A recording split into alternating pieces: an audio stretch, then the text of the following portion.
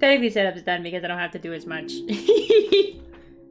I decided to go for the Gremlin model, Tagabo, because the camera never seems to catch. The camera never seems to really catch when I do art nights with the regular model. So we're gonna go for the little goblin, little gobbo.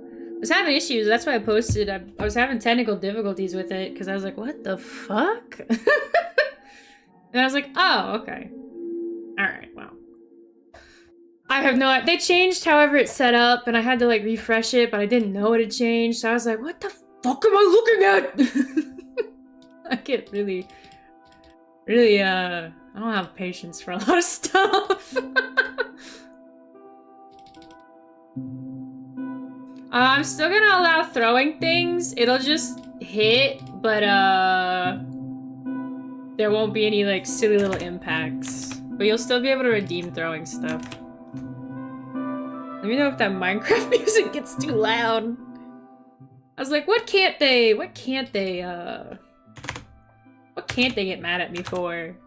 I was like, well, they'll probably still mute this because it's Minecraft, but you never fucking know. Okie dokie! Let me make sure nothing incriminating's on screen. Nope! Beep-bop-bop!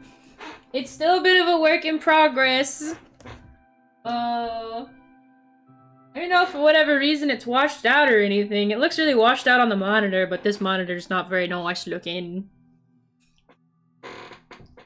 This monitor, the second monitor's a little washed out. I've got the cleanup I've started the cleanup process. So this is like the more clean lines. I have that underlayer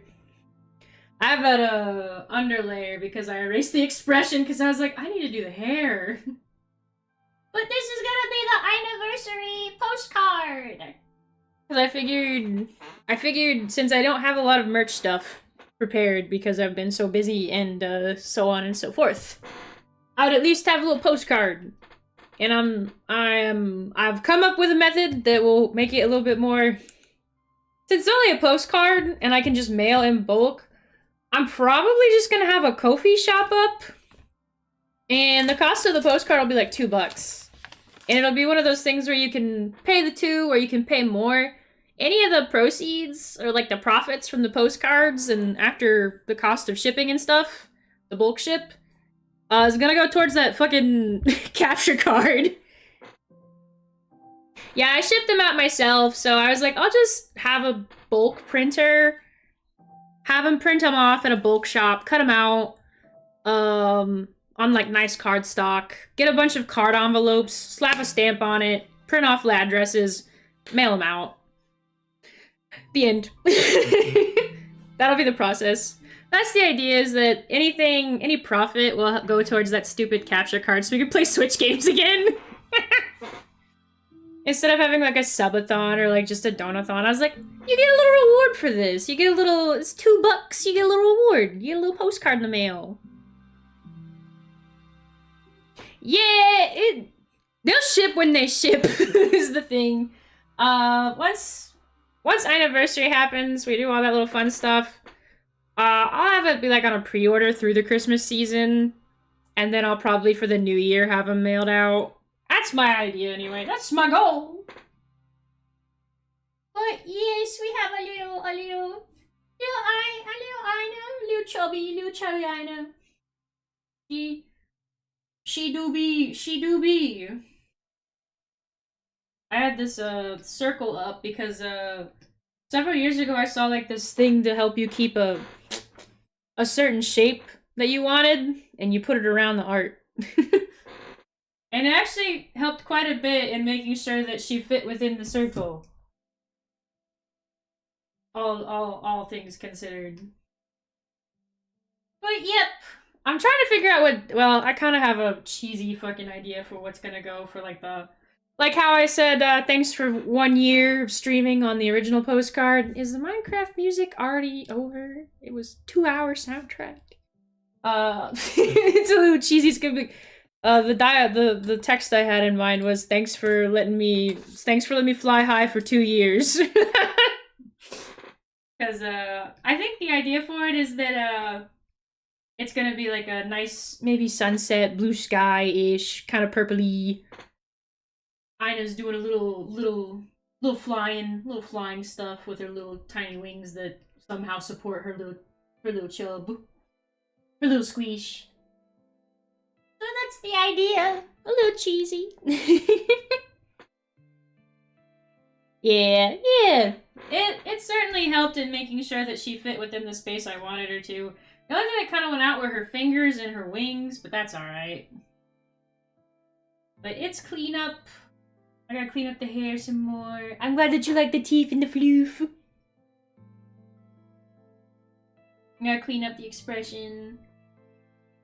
And then it's coloring, I think. On the tail. And the wings, I gotta add those back in. But yeah, I figured I'd work on it.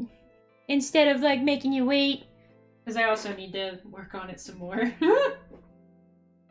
There's just been a lot of stuff going on, so...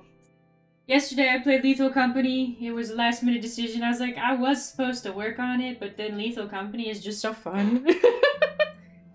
Oh! What? Watch streak reached. Hey! I didn't know that was something. Congratulations. Thank you. I'm glad you think she's cute. Yeah, I had this sketched out like a couple weeks ago. I just have not sat down to work on it because I'm a little procrastinator that way.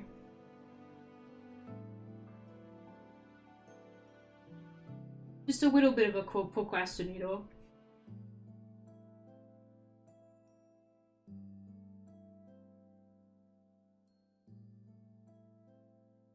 But only because I think, unfortunately, with like the holiday season, it's getting harder to plan ahead because it's like, oh, BT dubs. Family will be like, hey, what are you doing this day? And I'll be like, nothing. Looking at my stream schedule. My family doesn't know I stream because I don't want them to. So I have to sit there and be like, oh yeah, I have nothing planned. And then I'll cancel.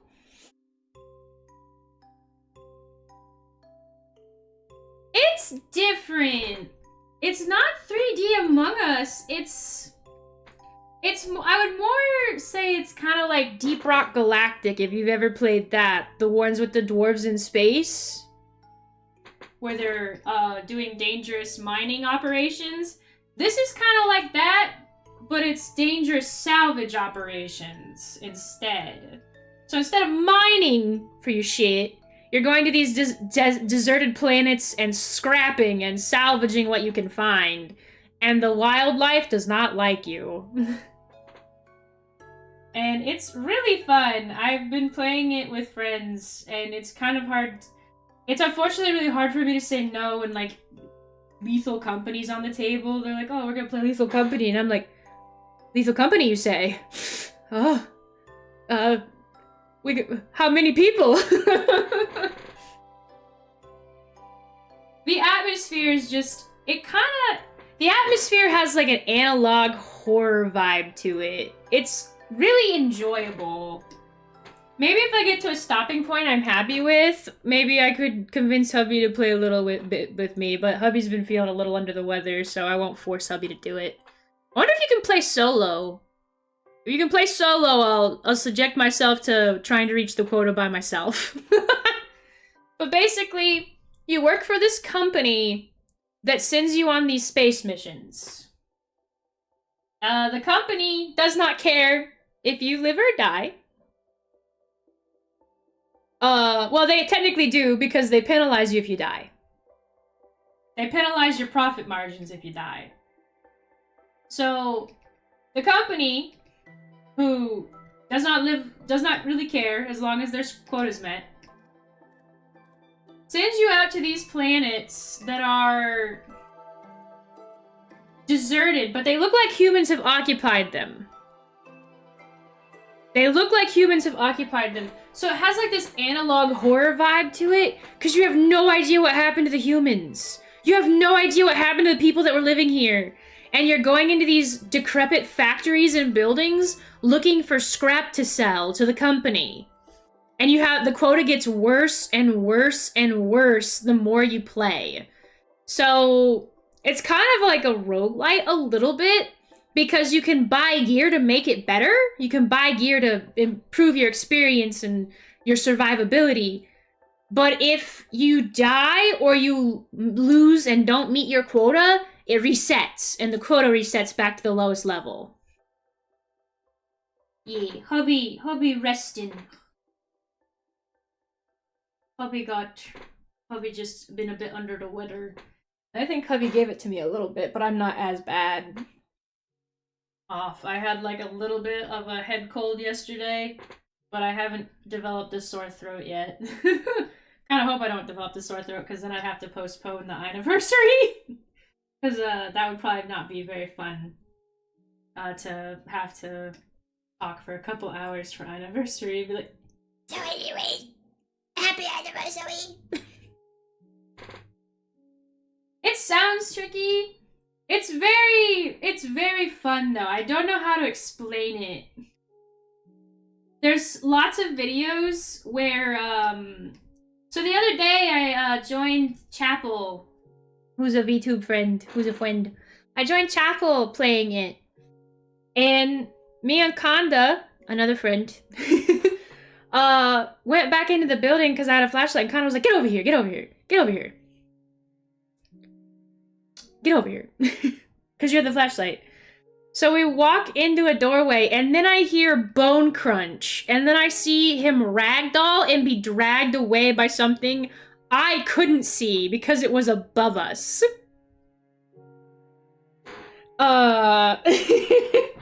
It was above us.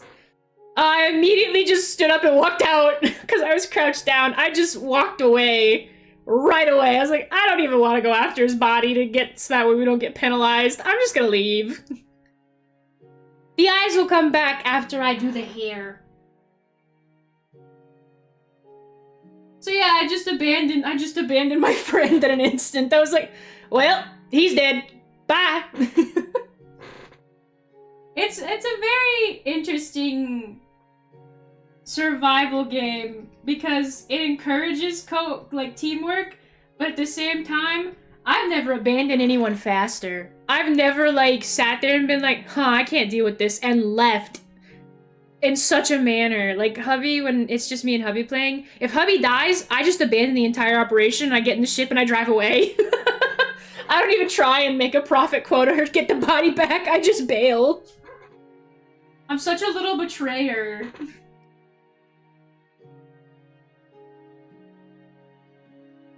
I'm such a little, oh god, never mind, bye. Business is business.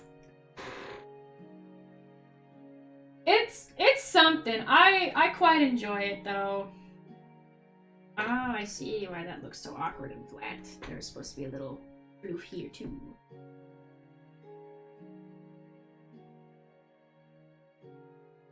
But yeah, that's the game. It's pretty straightforward.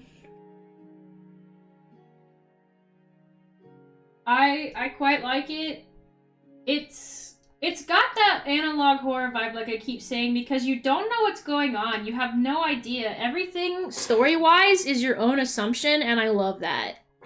I love that we're not explicitly told why these planets look like they were inhabited by humans. I love that we're not explicitly told who the company is and who we work for. I love that everything is just so vague, I can try and draw assumptions myself. Olive just sneezed on you. Oh no. Olive's given us the cold. She's got a new disease. Olive the cat is now plague bearer. Olive went on a little adventure the other day and gave me and hubby a heart attack. Somehow, while me and hubby were I wasn't bringing groceries in. Hubby was bringing groceries in and I was cooking dinner. Somehow, we missed Olive escaping out the front door between the groceries coming in and me making dinner. And we didn't notice until our neighbor brought her over while we were eating food. We were eating, somebody knocked, and we opened the door, and Olive's just in this random person's arms, looking at us like, this is the consequences of my actions. And we were like, oh shit! Olive got out! When did that happen? At least Olive is smart enough to know where we live, I guess, because our neighbor said that she saw her trying to get into other people's houses that were near ours. And I was like, oh my god. At least she knows she lives in one of these damn things. I would have died if we fucking couldn't find her. And the neighbor was like, well, I've got cats too, so I know how they can be. And I was like, yeah, thanks for understanding. We don't neglect her. She's spoiled as fuck. So now we're trying to think maybe we might harness train her to let her go on supervised visits outside. She's a former farm cat. Can't take the farm out of the cat, I guess. She just wants to go outside so bad. Even though it's freezing and miserable out right now. She just wants to go out and experience it. Yeah! I actually told hubby about that the other day. I was like, oh yeah. You know the Olive the Other Reindeer book and like the TV special, right? And hubby was like, no, I'd never heard of that. I was like, you've never heard of Olive the Other Reindeer? And I had to explain to him in detail that it's like a children's book where a dog mishears all of the other reindeer and her name happens to be Olive and she thinks, oh shit, I didn't know I was one of Santa's reindeer. So she like goes to the North Pole and is like, I'm here, Santa. Reporting for duty. If Olive didn't absolutely fucking hate wearing collars and accessories, which is why we're worried that she's not gonna like harness training, I would probably have put her in reindeer antlers by now and been like, look, it's Olive the Other Reindeer.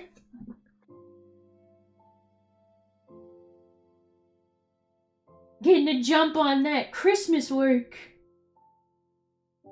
Oh, the TV. Oh, you got a VHS? For free. Oh, that's cool. I remember that TV special, but by the time I guess that all was said and done, it was like airing on Cartoon Network as a TV classic. And it was like, oh, this will probably be the last time that we're gonna air all of the other reindeer because we've got, you know, other shit to put on the TV. And I was like, what?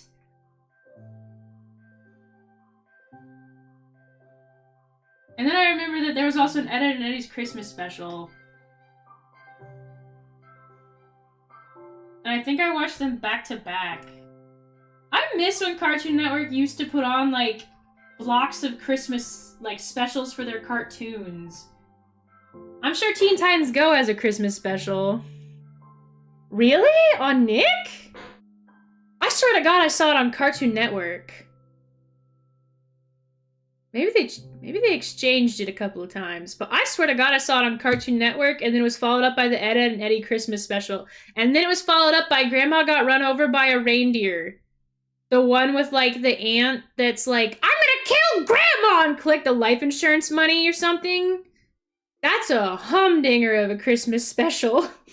That's a humdinger.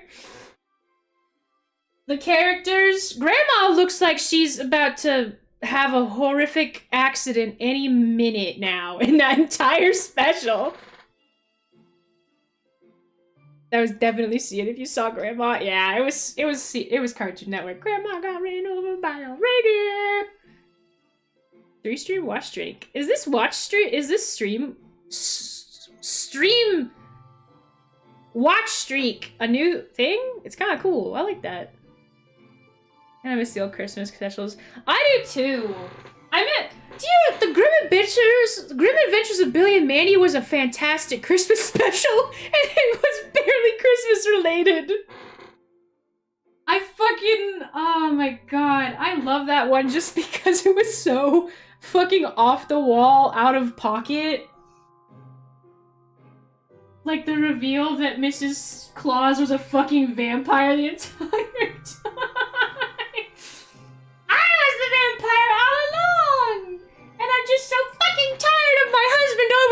himself, so I thought if I turned him into a vampire this year, he wouldn't overwork himself. Oh my goodness. Santa was Gilbert Godfrey. I remember that! He had such a horrible speaking voice. I loved it. I miss those kinds of Christmas specials, though. Like, I don't know how to explain the feeling that you would get watching your favorite cartoons have a Christmas special. But it actually made the holidays feel more festive. If I really think about what I look forward to watch for the holiday season, I look forward to watching Claws with hubby because that shit's good. Nostalgia, I guess, is a good word, but like in the moment when I was a kid watching this stuff, it just made Christmas feel like Christmas, which is such a shitty thing for a child. I don't know. There's a lot more that goes into the holiday, but like for me, it didn't feel like Christmas until I'd at least watched one Christmas cartoon special or marathoned a fuck ton of it. Just, I don't know. Now that there's not a lot of shows on Cartoon Network from what I understand. Like there's a couple, but Cartoon Network is basically Teen Titans Go, and that's every time I glance at the channel, it's Teen Titans Go on.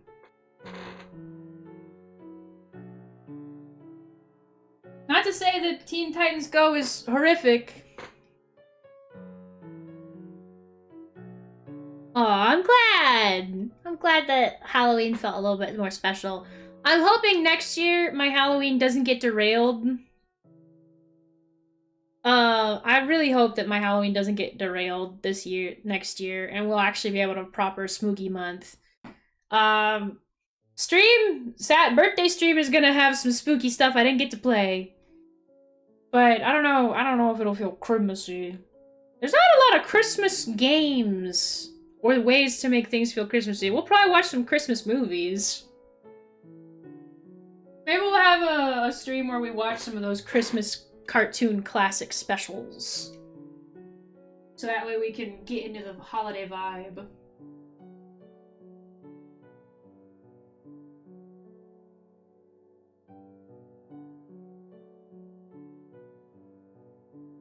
Okay, that's a... Might bring the ear down just a bit.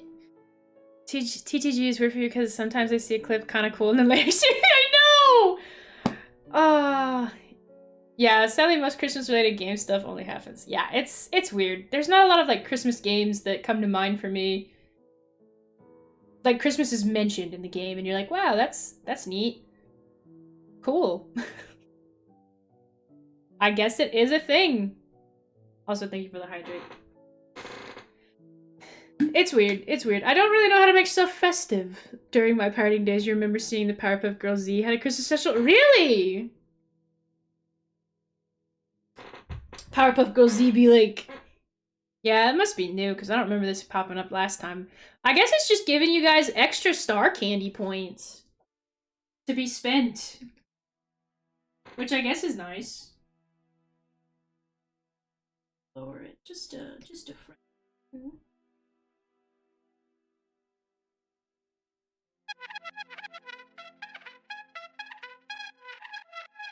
That looks better.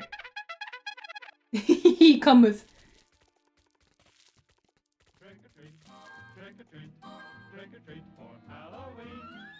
That was a bit delayed, but at least it got there. It's a recent thing. You got one too! Hell yeah, everybody's getting treats. Everybody's getting prizes. But yeah.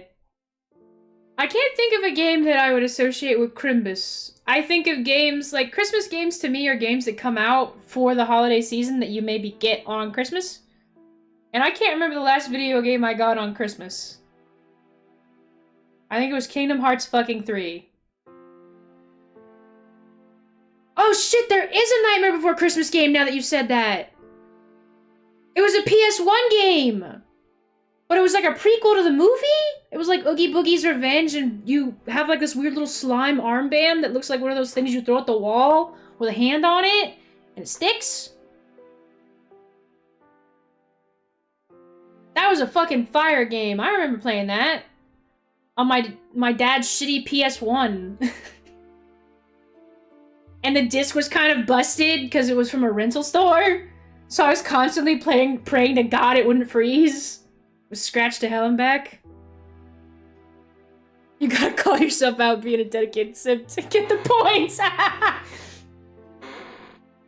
can think of a Christmas game. You can think of Christmas Easter eggs. Yeah.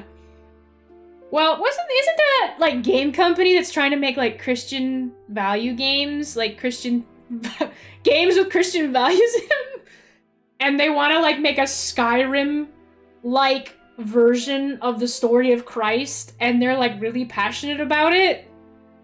I've seen like an hour-long breakdown video, and they're just talking it up. They don't even have footage. They have what they want the footage to look like, and in like little tiny parentheses it says simulated and not real game engine.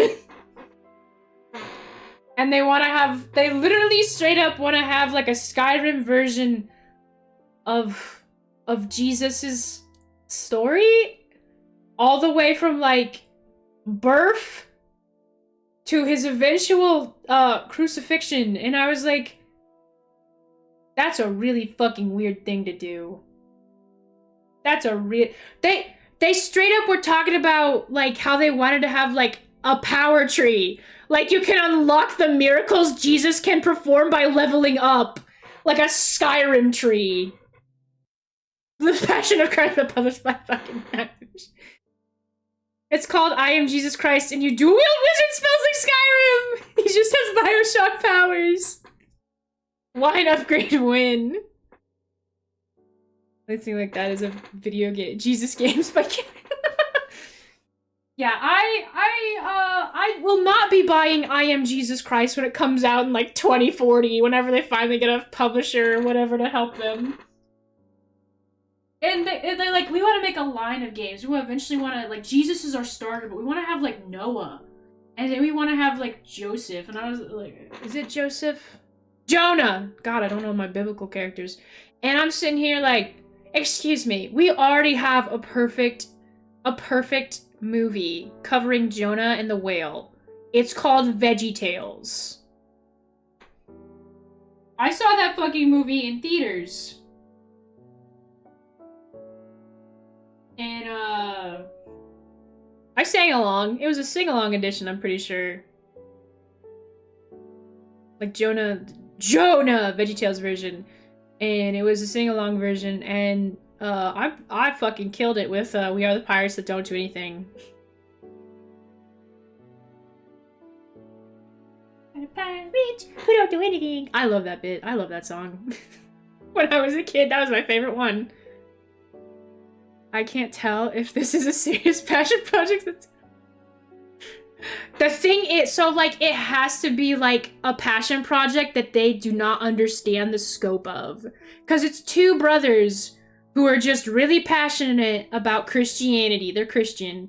And they're like, there's no games promoting our values to the public. And we're gonna change that. My guy, what the fuck are you talking about? I didn't know that we needed video games to promote Rewiggin to the public. Don't you have something you go to every Sunday that promotes it to the public? There's like huge buildings that are tax exempt, and every Sunday traffic is made worse because of it? Can't think of what they're called, but like, they're everywhere. Like, I don't think a video game is gonna reach the audience you think it's gonna reach. That it's gonna turn out to be a Kickstarter scam, and they were never serious. They were just trying to bait the heavy Christian crowd.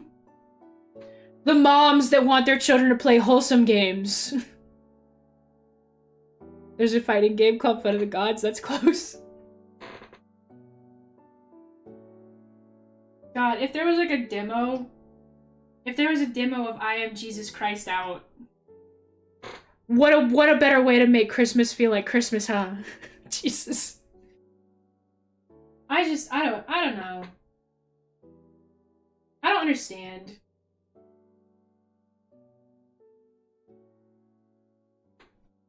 understand what untapped market you think you're gonna hit, because, like, Skyrim players? I don't know. I don't think they're gonna want to play that. Maybe they do, maybe they don't. But me personally, I'm just waiting for the new Elder Scrolls when it comes out in 50 fucking years. I just want the new Elder Scrolls to be out so the modding community can get a hold of it. And maybe the Skyrim framework will suck less. Because they'll stop updating it every 30 days. That's the only reason I didn't go back to Skyrim, was because they kept updating the mods, and it was horrible to try and figure out which mods were now busted. And then the game corrupted so bad we just lost Ainna to the void.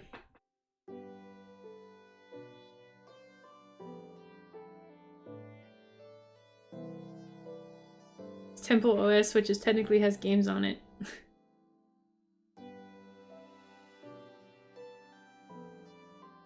You think she looks cuter without the eyes? I guess if the bangs were longer. I guess if I was going for like one of those protagonists that have their bangs over their eyes, you don't see how cute they are until they put their bangs back. Sounds like Nintendo updating the 3DS to the end, just to stop hacking, right? Like, I don't know what Todd Howard's problem is with the modding community. And like, I have like, I guess a friend who like is like, no, Todd has to do it. Todd only allows approved mods. All the other mods that aren't approved by Todd, those are bad mods. They're bad. You shouldn't be allowed to mod your game with mods that aren't approved by Todd. And they're being serious about it. Oh my gosh! Hello, Milky! Welcome in. How was stream? I know I was watching for a little bit and it was a very cute game. Did you get to feed more people in your restaurant? It's a surprise raid.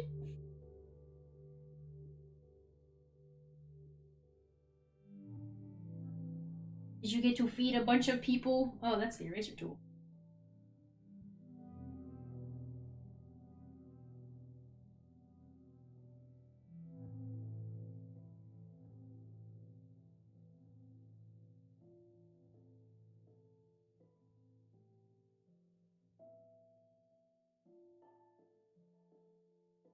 Oh yeah! A goblin! Yeah, I just the camera never likes it when I do art streams, so we're just doing goblins. Oh, thank you so much for the subscription, Milky! Thank you! And I'm glad that you like the art. This is gonna be a postcard that will be available Saturday for $2! I explained it to chat. But this is gonna be the only merch that I have prepared. So I'm gonna do a postcard that I can ship out in bulk. And all profit made from postcard sales will go to buying a new capture card so I can play Switch games again. Because the old one is bad. Yeah. Because, like, if I print in bulk and I ship in bulk, it'll be really cheap. And also, it's my 2-year anniversary. Wink wonk. $2. But also, it's gonna be one of those Ko-fi things where if you can pay $2 for the minimum. Or you can pay more instead of having a donathon or a subathon. Because this is... Streaming is kind of a hobby for me, and I feel like if I put a lot of pressure on myself, it gets harder for me to keep up with it. So as long as I make sure that it's still a hobby, I almost read off the fart reverb post instead of a fun hobby. I almost said a fart reverb hobby. As long as streaming is a fart reverb. But that's, I found that when I was, like, trying really hard to make streaming less a hobby and more a thing that I was just doing, it got harder to enjoy. So now it's just kind of, I continue and I'm like, it's a hobby. It's a hobby. My schedule is inconsistent. October was busted because I had shit come up.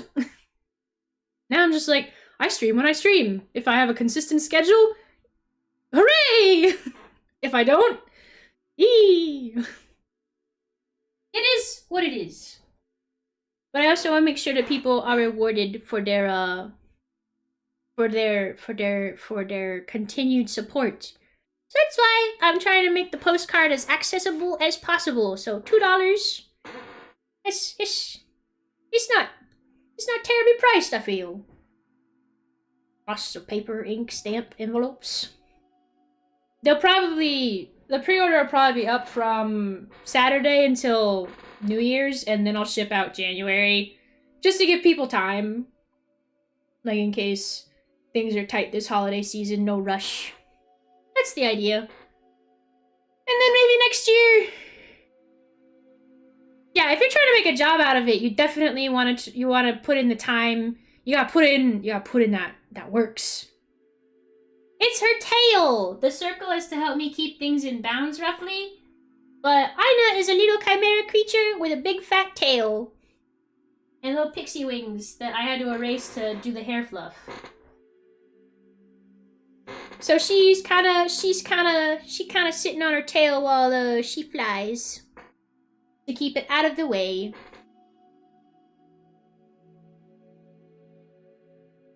Hopefully you get a lot of orders.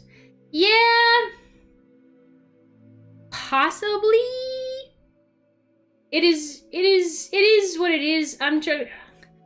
The bulk printer I have in mind, things typically get cheaper the more there is. And if I end up eating the cost, it's on me. I already promised it. Merry Christmas. In my Christmas gift. In my Christmas gift to chat.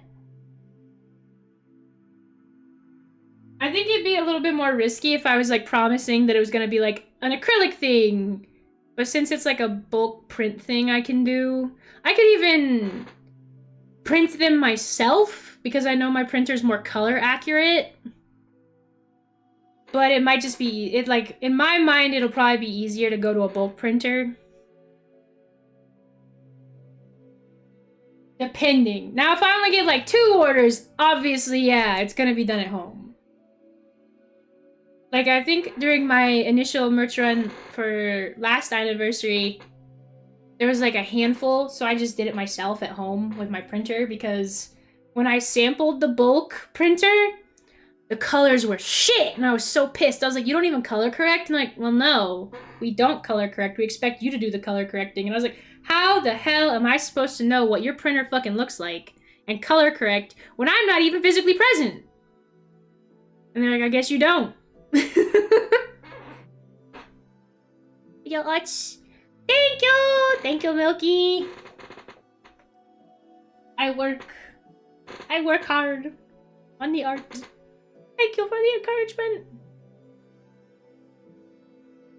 Yeah, I was actually very disappointed with the printer that I went to. Because it seemed like they didn't color correct at all.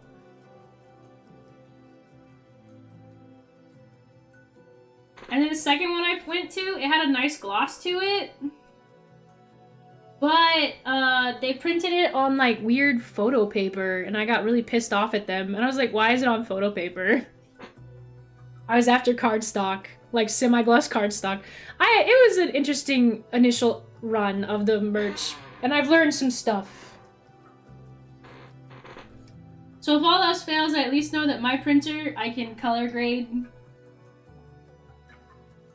And if I don't have a lot of problems, I'll just fucking do it.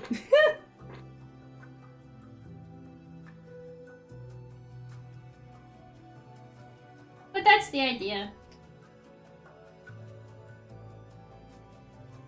Since I didn't have a lot planned.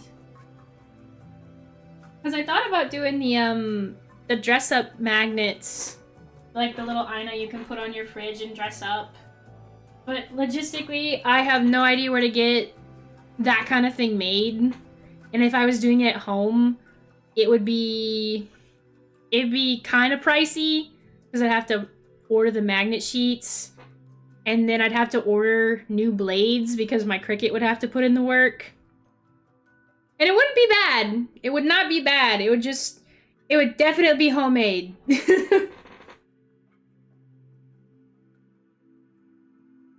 But the cost of Cricut blades, holy shit, I didn't know how expensive they'd gotten in recent years. I remember buying Cricut blades for like 10 bucks a pop, and now they're like 30 a pop. And I was like, are you shitting me? Why? Because they're fancy.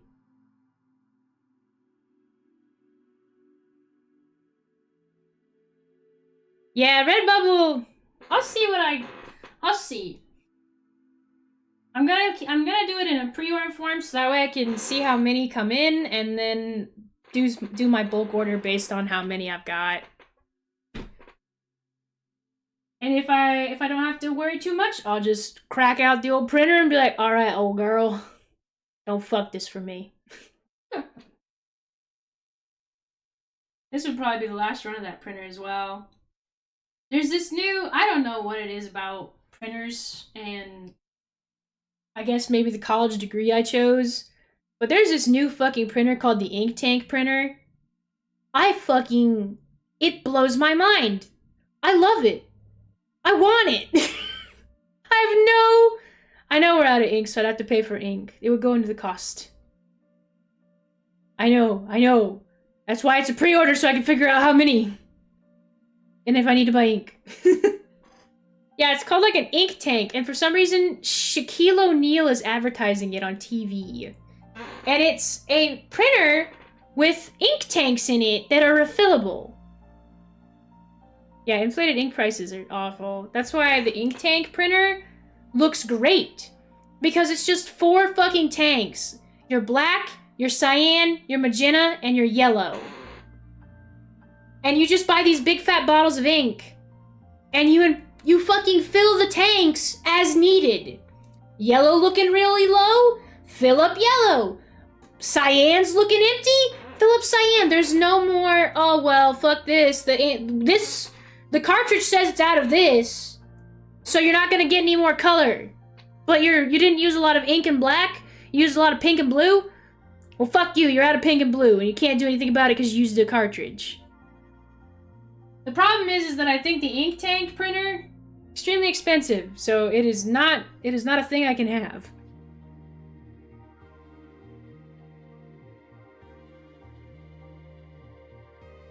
I think I remember the initial advertisement was like $4.99, and I was like, $4.90. Oh god.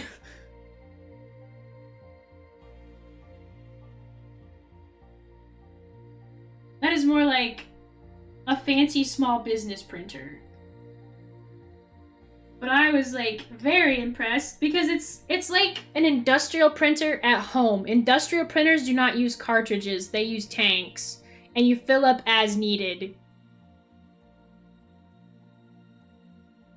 Unless you're doing classic printing, like lithography or whatever the fuck it's called. And then you're just putting that shit on there, and I hated that. Lithography was my least favorite print method.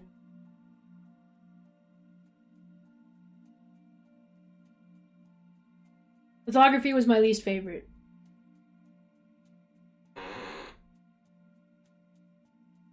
Yeah, if you're a small business, like if you're a small print business or an art business, like say you're an artist that goes to a lot of cons, but the cost of prints is just so astronomical, or like you're afraid to like buy in bulk.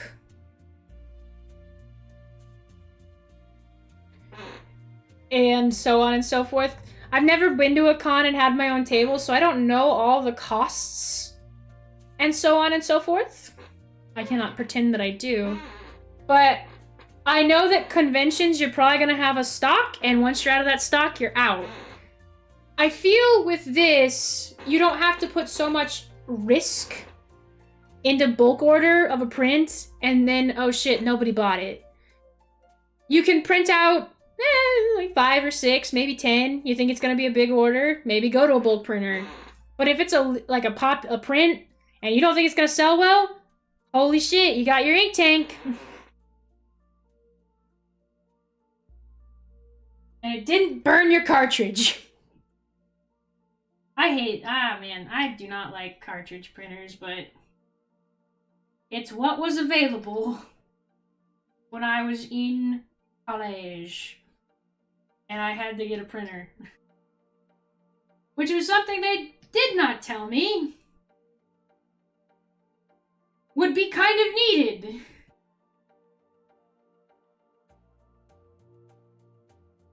Because they were like, you can either have your own printer and pay the cost of it, or you can pay $1 for getting to use the campus library computers, and then like 10 to 20 cents a page depending on what it was for.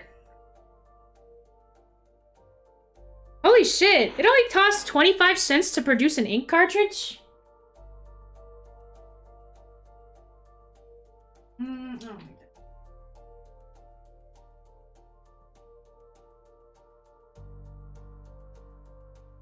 That's pretty fucked. I didn't realize they were that cheap to produce. I was like, oh, there's a lot of plastic, there must be something that goes into it. That's ridiculous. I took one business class, and nobody fucking sat there and was like, it's time to figure out the costs of things. The business class was not about figuring out how to, survive as a small business. It was business things. Write a paper on business things. And, pick a company that you admire and write about their legacy and shit. I retained nothing from that class. Our final project was that we had to, fund a city project ourselves with a fundraiser. And, wow. What a fundraiser it was. I don't even think we met our goal. Because everyone in the class had a fucking fundraiser. So, that's the thing with this. That was the thing with that. You can't sit there and have 5 different groups of college kids all fundraising at the same time. You gotta stagger that shit.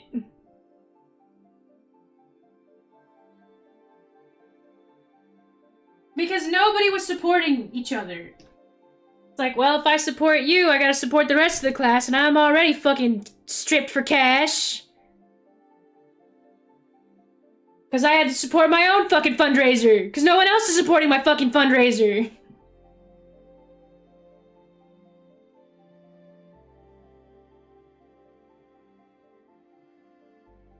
It was a very odd class. It was also a night class. It was the only class I had at night. The only one in my entire college career that was at night. We were competing with each other for college kids' attention.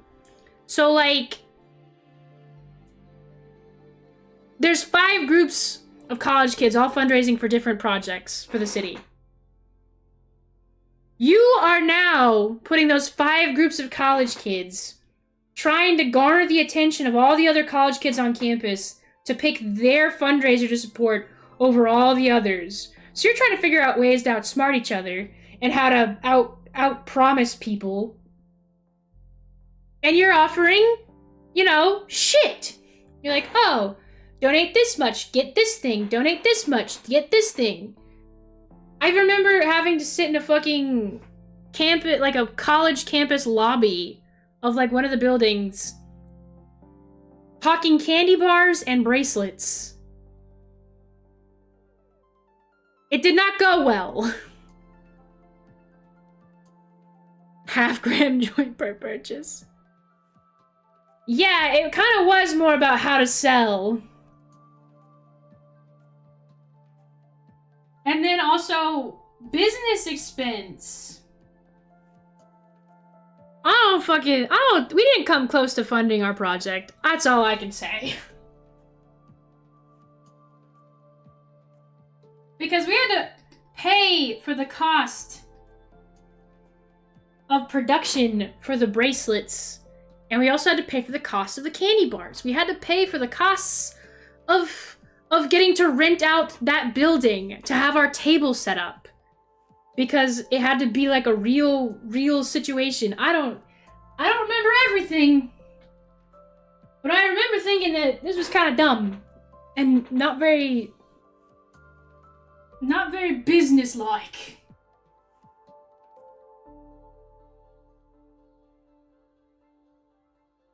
Because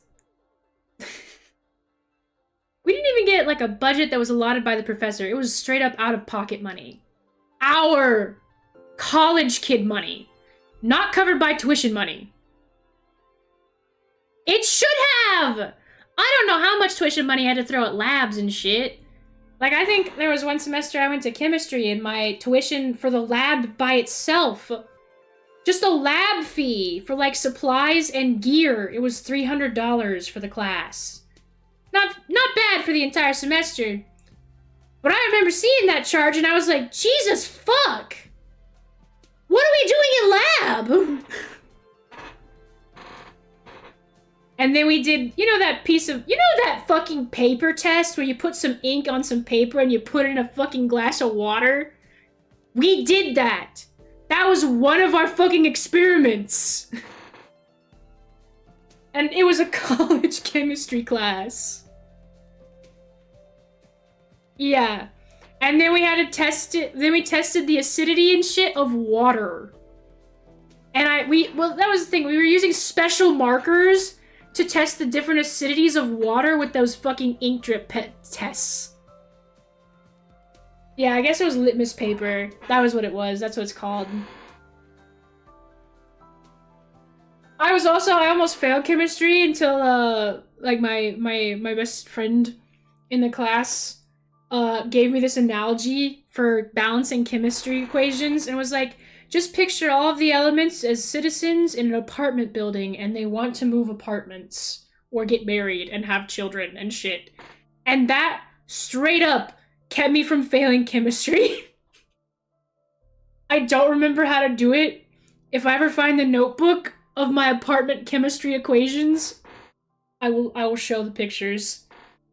But I would straight up draw like a little building and then put the equation in it. Yeah, just picture it like you're shipping anime boys. Just picture that hydrogen wants to get with oxygen and they can have babies and make H2O or something.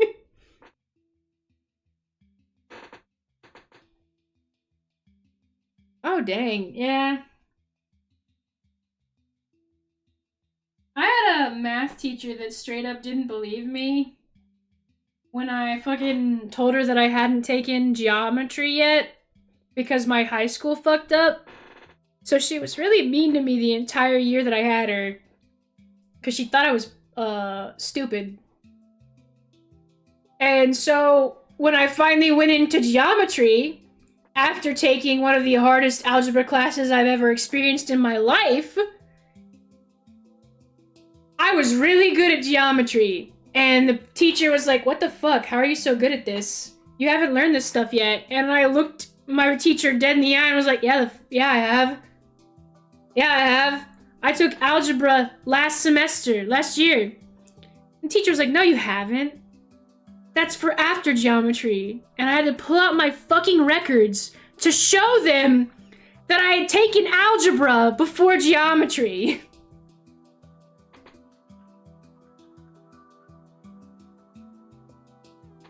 Because the high school messed up. The guidance counselor didn't use their guiding skills to help me not almost fail.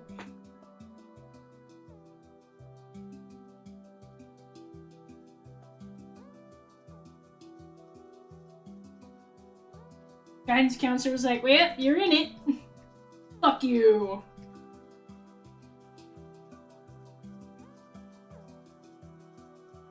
Have fun with an actual jackass of a teacher.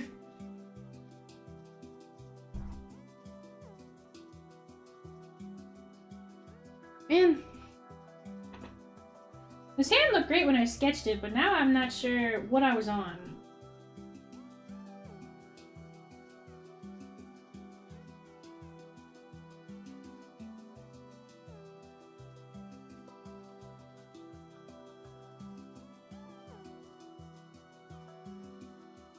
Alright, that actually looks a little bit better. That's like subtle shift. Yeah, I had a lot of fun in school though. For sure had a lot of fun in school. Totally not lying or anything.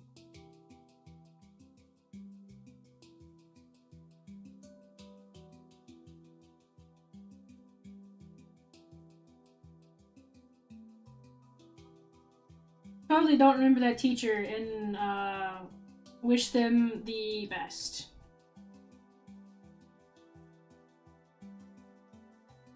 All I can picture now is like the current generation of students they must be dealing with.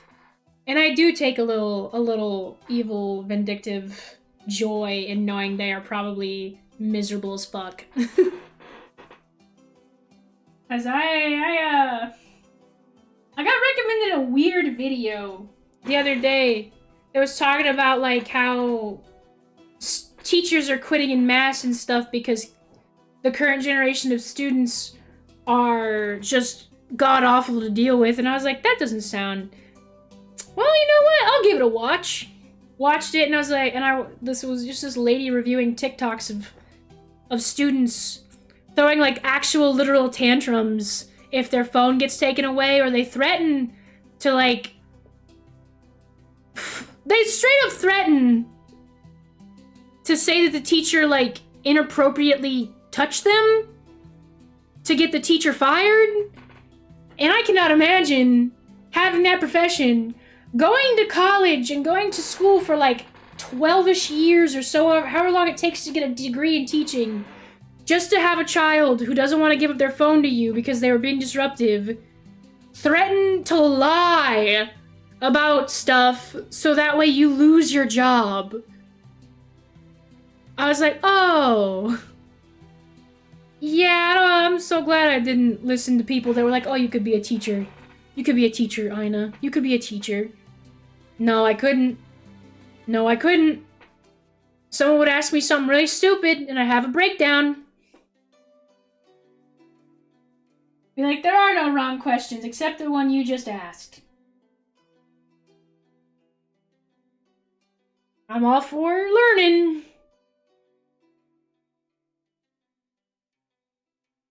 Yeah. Just college kids, I would have hoped that you would have learned how to act by now. If you're in college and you're still causing that level of disruption and so on and so forth, I'm not sure how you got through the pre-stages of college, like high school. But it's mostly like high schoolers and middle schoolers and even some elementary schoolers that, like some of the TikToks were like younger aged kids, probably in middle school, that were just refusing to listen to any authority figure. They don't have to listen. Their parents don't force them to listen. So they're not going to listen to the teachers. So it's straight up just kids have the power now. And I was like, damn, this isn't half bad. And then I looked at the rest of their videos, like, oh, this is like a PragerU lecture. I don't want to see the rest of the videos, but they did make some good points in this one. And then I just left and told YouTube to never recommend me anything else.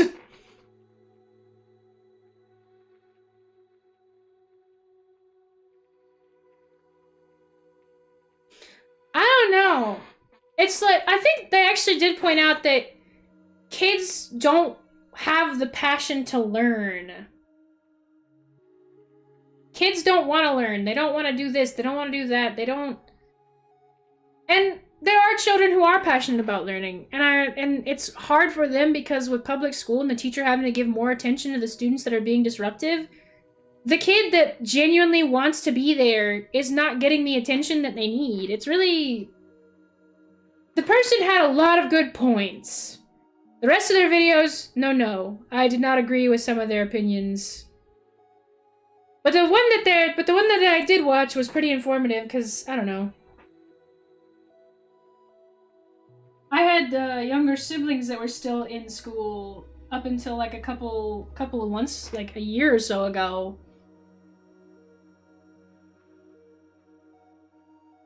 That's me reading ahead 8 chapters and having to flip back when called. Yeah, I did that too. I don't know. And then it kind of leads into the problem of, like, the lack of reading comprehension that you see online. They just moved space. Jesus Christ. Like, a big issue I feel with a lot of the issues that happen on Twitter and shit is a lack of reading comprehension, a lack of, like, deeper critical thinking that you learn through school and shit. Because I want to say it was this video. God, I'm gonna sound like a bit of a boomer, and please do not get mad at me. But I think it was in this video that one of the TikToks or whatever was like, oh, well, the teacher forced my daughter to read this book that made her uncomfortable, so I had the teacher fired or something. And I remember having to read some of the most uncomfortable literature I've ever experienced, and I read some pretty weird fan fiction when I was in high school. And we had to write book reports on it. And we had to write about deeper themes that went beyond, well, why did you feel uncomfortable reading that? And I get that you don't want to put your kids in a situation where they're made uncomfortable by what they have to read. But I almost feel like you need to have them branch out and read something other than what they're getting. Need to be skip ahead and go trade school early so they can in their school. Oh. Maybe trade school would be better. I don't know. Sometimes you have to be uncomfortable. You can't get around it. That's the problem, is that in adulthood, we experience being uncomfortable. We're put in uncomfortable situations that we can't leave. Oh, you got called into the office because you did something wrong, and now you have to sit here and be lectured by your boss. You can't just walk out. You have to sit there and be uncomfortable. You have to be able to listen and take the criticism and work off of it. Yeah, you're uncomfortable, but you can't leave. How you gonna pay the bills? I was kind of shocked when I heard that the parent had just jumped from, well, what was it about it that made you uncomfortable, to, I'm gonna get the teacher fired because you were made uncomfortable. And I was just sitting there like, holy shit, what were they reading? I want to say that they said they had to read Lord of the Flies. I read Lord of the Flies. That one didn't make me near as uncomfortable as Kite Runner. Or the Kite Runner. If any one of you had to read the Kite Runner, that book made me extremely uncomfortable. But we had to read it, and we had to explore the deeper themes that was going on in it.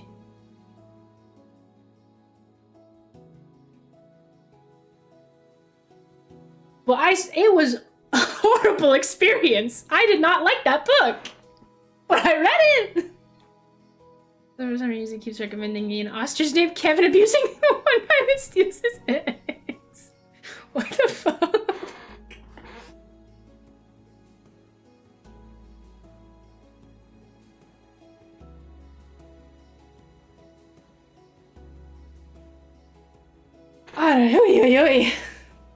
But I don't know.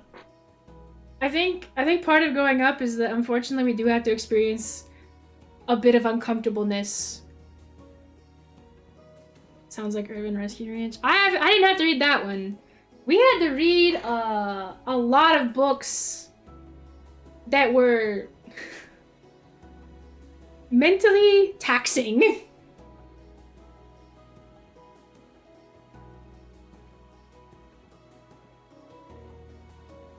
But Lord of the Flies was not like... No, the YouTube channel? Oh. Was The Outsiders? I don't think we had to read that one. We had to read Lord of the Flies. We had to read The Hobbit. That was like one of the nicer books on the list, to be honest. I do not know the name of the book, but it was a classic. This one we had to read that was a classic. It was like Civil War era. It was really hard to read. it had a lot of scenes that you're just sitting there like, ah, oh. It was like Civil War era, like, I want to say it was like,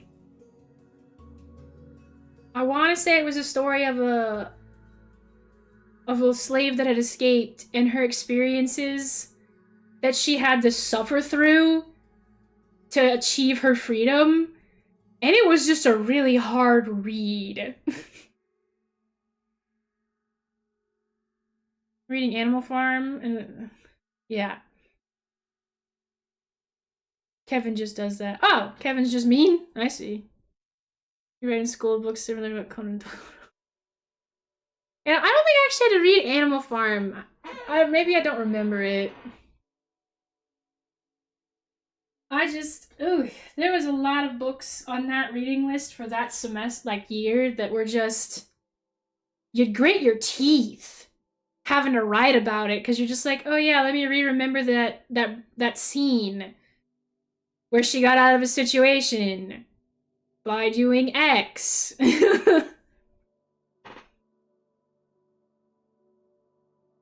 Or let me have to write about the scene where she learns what, like what pregnancy is because, oh, congratulations, I guess.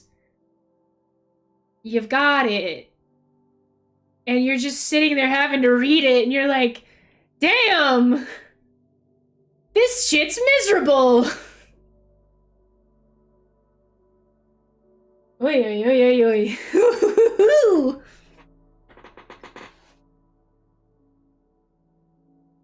And then we got to pick one book we could read, like, we got to pick our own book that we could write a report about.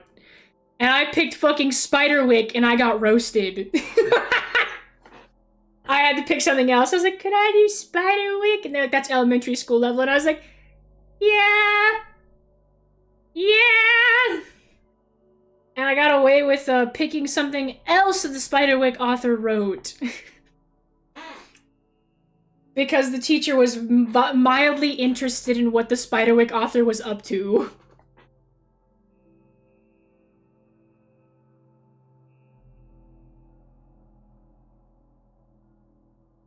Books I remember reading in school, one book were two homeless people, and the other was Batman. Your one graphic novel, damn. I don't think I've seen Roots or heard of it.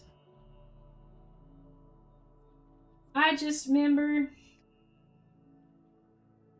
that I think it would help a lot if younger Twitter users, who shouldn't even be on Twitter to be honest, or X as it's called now, they kind of need a little bit of extra reading comprehension. Just a little bit. I think they wouldn't be so mad all the time about the stuff that they saw online from a fictional game if they just had a little extra reading comprehension. Or maybe if they could just understand the difference between them.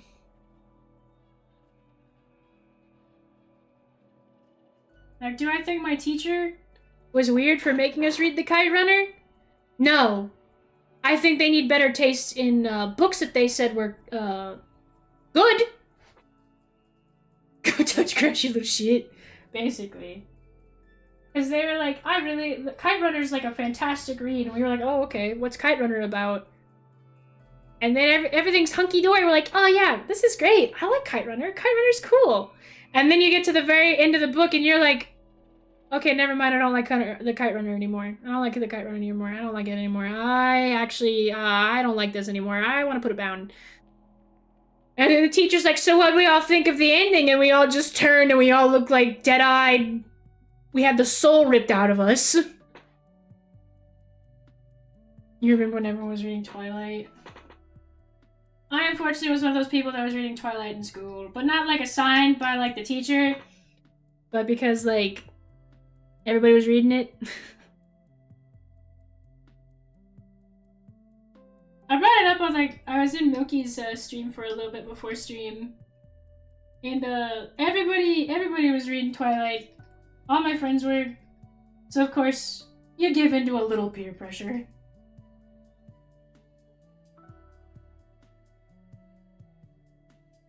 You read the book. It's okay. we should read Normalized Soul Ripping. vtuber. Around the time that like Twilight really took off, I don't remember. I think Twilight was middle school age for me. Like it came out when I was in middle school and everybody was reading it. My last year of middle school or something. I think we read A Wrinkle in Time around the same time that Twilight came out.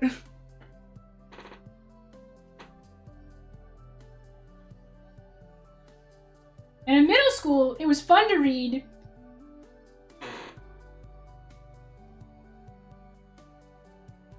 Sorry, I'm doing a little hand pose reference with my own fingers to see if this looks okay. The fun part about middle school is that you got to watch the movie of the book.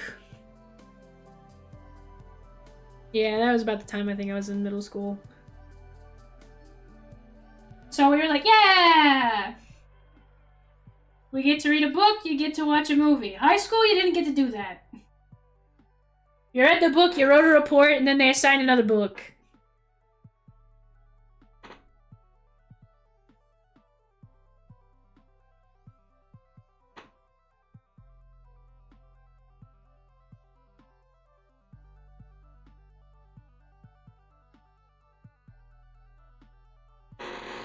Makes you really appreciate middle school. Oh my god, yeah! I was a reading machine when they were giving me free food and shit. They had a fucking prize pool for my elementary school. If you read a certain amount of books, you get to take home a fucking plush toy from a bucket.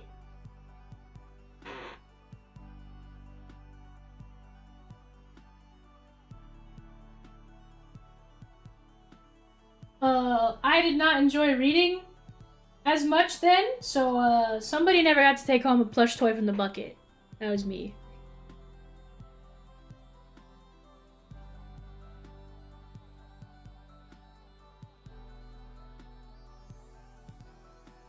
I never got to take home a plushie. Cheats the system. It was based on pages. Like, the teachers would keep track of what you were reading, and, like, they'd look up how many pages was in the book. And somebody set a record one year, like, for elementary school. Somebody set a record of reading, like... Shit.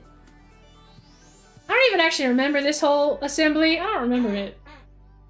But I remember the child who set the record. Because we went to high school together because it was a small town. You basically grew up with these people. And they set the record that year. And they got a plush toy and they got a fancy printout with their name on it that they put in the hallway. So all the dumb kids who didn't like reading could look at it and go, damn, I'll never be this person.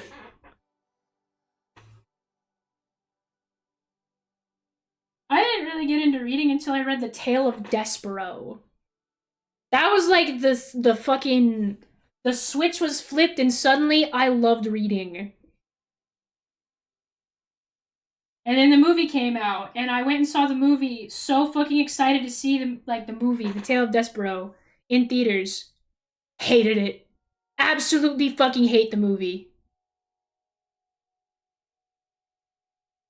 And I was like, is this how it feels to have a book made and it not be accurate?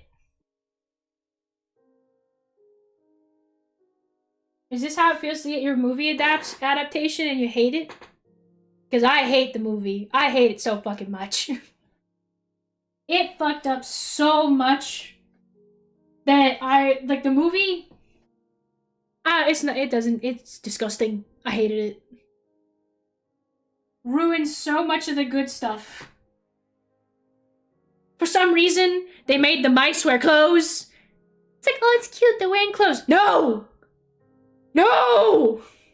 I love calico critters. I love their tiny little outfits. I love everything. The Tale of Despero is not supposed. The little mouse is not supposed to be wearing clothes. He is supposed to be a straight up fucking mouse. He's not supposed to be anthropomorphic. He's not supposed to be wearing little shoes. He's supposed to be a butt-fuck naked mouse with a needle and thread that is his sword, and his scabbard is a thread. He's just supposed to be a little mouse with big ears. Naked. No clothes. None of this stupid mouse society shit. They are feral little rats doing stuff in the walls. I did not like the movie. Reading Shiloh. Oh fuck that one. Fuck. I read Where the Red Fern Grows, Shiloh, all the dog books, all the books that had dogs in them. Old Yeller. Really fucked me up. Either way for the. It's fine. Sometimes. Sometimes the movies are good, but not Tale of Despero. When the last Wizard Boy movie came, cut out my favorite short scene in the books. Oh god. Harry Potter fans, I understand their pain because I got gymmed with Tale of Despero. I understand the pain now of, like, looking forward to a scene or looking forward to seeing something that you really liked on the big screen animated for them to fuck it up so horribly or to not even put it in. I'll have to reread the Tale of Despero and fucking see if it holds up, because that book straight up is what got me into reading. No joke. I would not be near as much of a reader as I had been growing up had it not been for fucking Tale of Despero.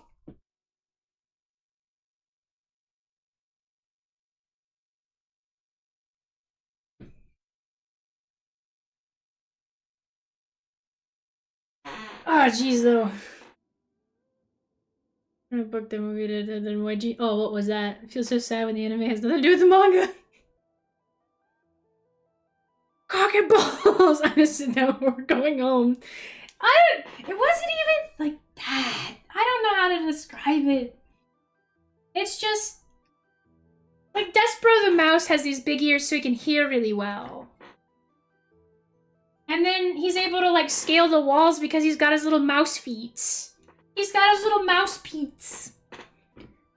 But if you're wearing shoes, how are you gonna scale the walls if your tootsies are in medieval leather? Because that's what it takes place in, like, fucking... like, Renaissance era with princes and princesses and shit, and... I don't...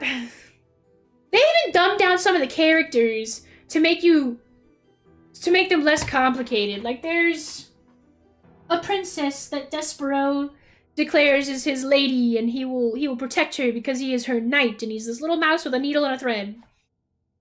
And unfortunately, well, not unfortunately, in the book, the princess has a bit of depth to her. She's not wet paper. Because she inadvertently deeply hurts people because she is also deeply hurting. And instead of showing that by some of the callous things she says that lands her in some of this hot water with other characters, or some of the ways that she hurts people, the movie straight up just has a narrator that goes, the princess didn't realize that she had just offended Marguerite. And now Marguerite's gonna plot her killing, and Marguerite's gonna try and get her murdered and shit. Instead of showing the princess being like, damn, you're a fucking moron, and insulting Marguerite to her face. Repeatedly, I will add. They just show the princess being like, I told you to leave it on the bed, Marguerite. Like she snaps at her once. The princess kind of just snaps at her.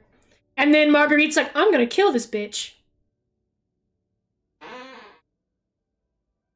I don't even actually think that was her name. Marguerite's just a fun name to say.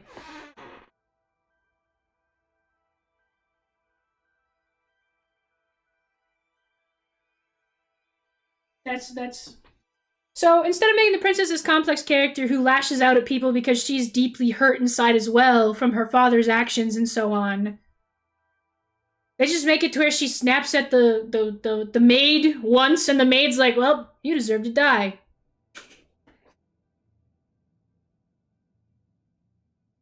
And then the maid is also a complex character. They're all complex, but in the movie they're dumbed down to, like, wet paper bags.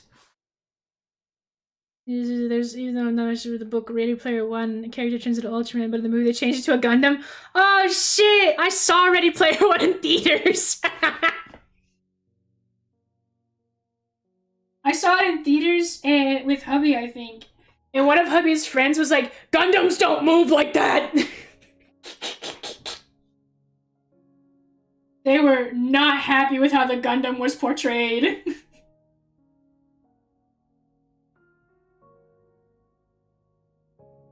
Because it was like a classic Mobile Suit Gundam.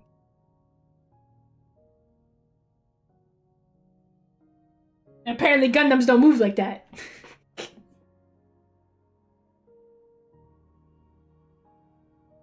You know how, like, Celeste had a book club? What if I just forced everyone in chat to read Tale of Despero and then I forced everybody to watch the movie? And then be like, alright, have your essays to me by Friday.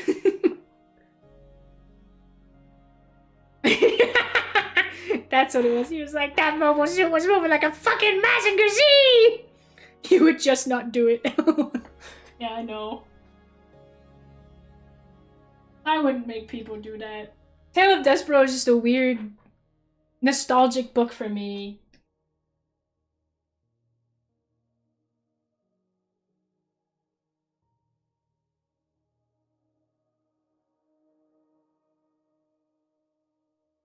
Maybe I will reread it and be like, God, actually, it kind of sucks. I was pissed about this. 50 Shades of Grey. God damn. No thank you. That would be something. That would be something I understand getting a teacher fired over, to be honest.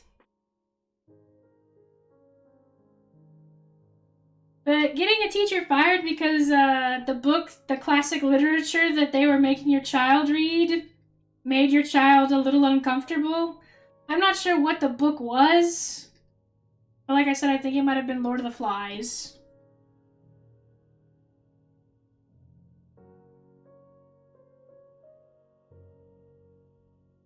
Scale-wise, that hand looks a wee bit big. I might take the whole thing.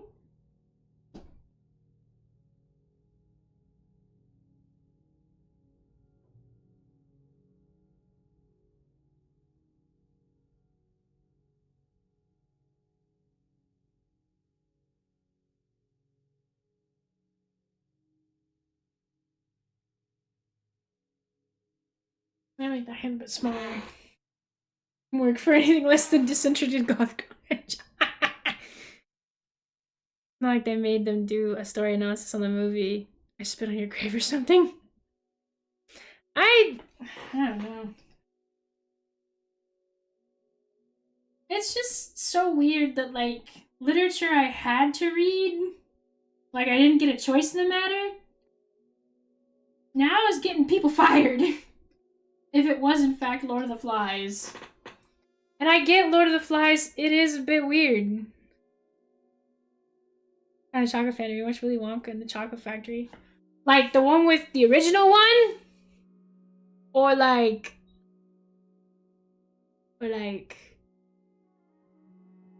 newer one.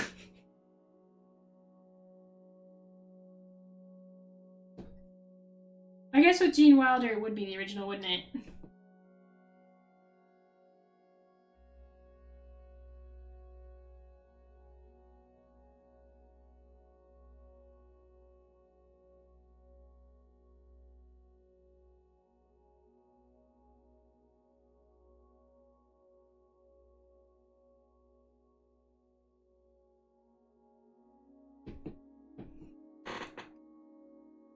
Yeah.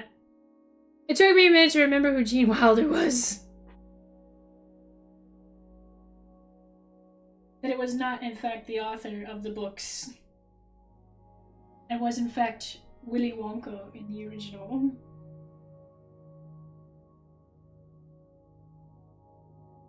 And not Johnny Depp.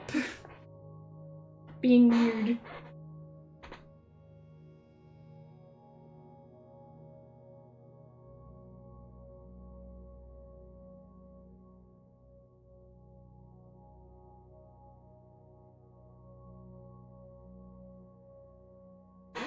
Oy, oy, oy.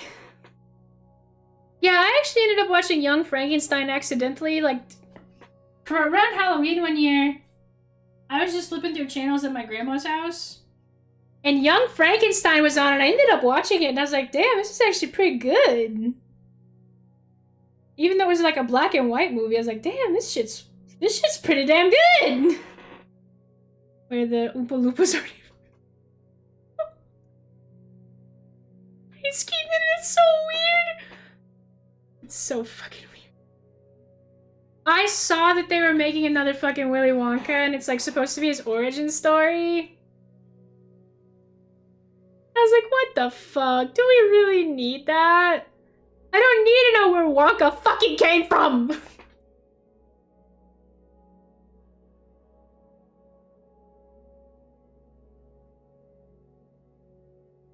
But gods be damned, did we get it? I also want to say that it did not have a very good opening box office because I haven't seen any advertising for it. And it's about to come out on fucking streaming.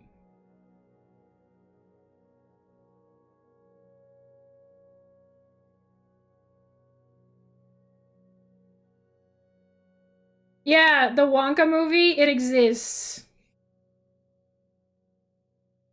It's a thing. It's a weird thing. I haven't seen a single trailer for it. So I know it's probably going to be a tax write-off for somebody.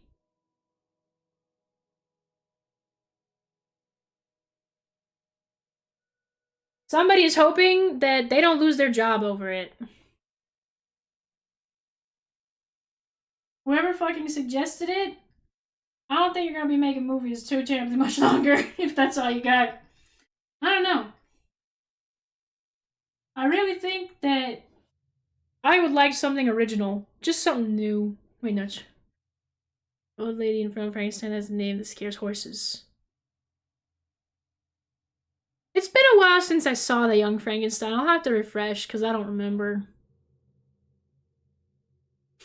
But that's the thing, though, is... Yeah, it looks better than the Depp one. But it's still just a goddamn cash grab at the end of the day, isn't it? Everything coming out recently feels like it's to play on nostalgia. And I can't sit there and say I'm much better. Because I know I get excited about stuff coming back. I can't really think of what off the top of my head. But I'm sure there's some nostalgic property that's getting a remake that I'll be like, oh my god! Yay! But I can't name it. I can't tell you what it is.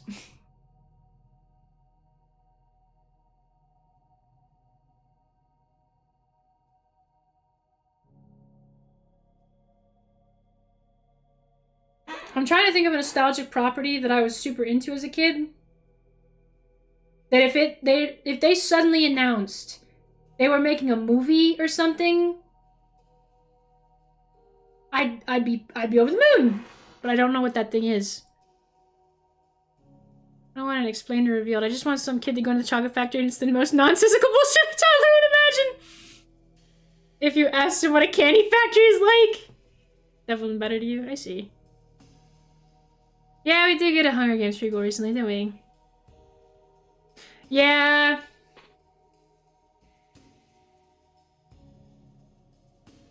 Oh, fuck. Yeah, it would be games for me as well. If they decided they were gonna make... If they decided that they were gonna remake Cameo one of the weird Xbox 360 exclusives that like came out specifically only for the Xbox 360, I would be over the moon. I would actually be really excited. Or if they said that they were finally re-releasing Viva Pinata for updated consoles. Like a whole new box set in the Pinata box. Like if I got a whole ass Pinata and it was full of candy and games, I'd be set for life. I would not ask for anything else. I'd be like, well, I'm good. Just let me sit here and play Viva Pinata. I started a wave of... Yeah, Hunger Games really did do that. They made Divergent. That was basically Hunger Games, but with a different coat of paint. They made... There was a lot of youth action movies that were like that.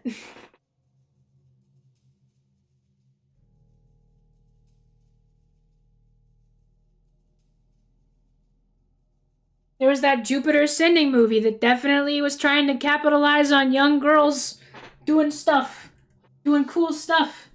And it was a god-awful movie, and it had Mila Kunis in it. So the one time I watched it, this movie was 2.5 hours long, almost 3. It's just Meg Griffin.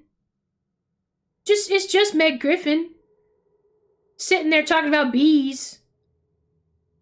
Maze Runner was another one. Oh, the second Paper Mario. I want you to make a Sims 2 run flawlessly on Windows 10 and 11. God, wouldn't that be something?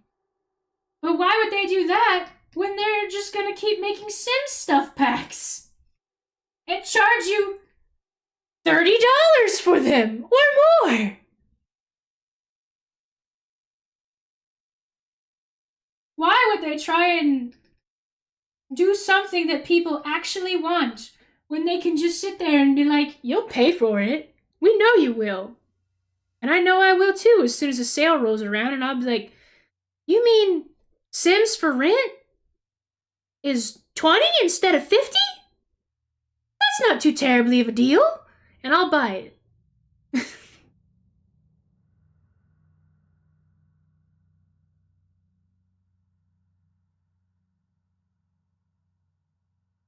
I'll straight up buy it. And I'm part of the problem. Yeah, they're still doing that. Or make DLC of a DLC. So you have to pay for the DLC. The DLC is for Darkest Minds. I think I remember Darkest Minds as well. God, there's so much. Yeah, EA is really scummy about that. And yes, I do believe they're still making stuff packs.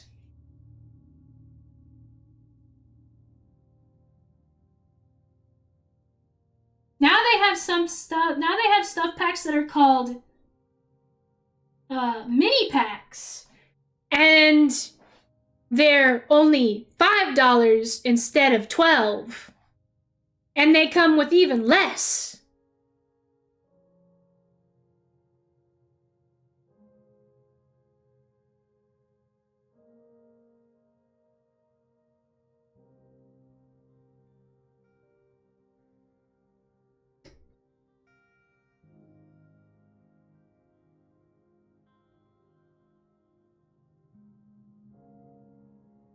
And I'm loath to admit that I did in fact buy one of those mini packs.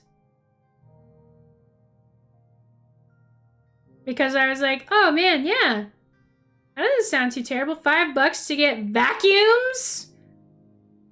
And now I have to go in the settings to turn off the dirt because for some fucking reason it's not off by default? Because the dust bunnies is super annoying and I actually end up hating the vacuum pack?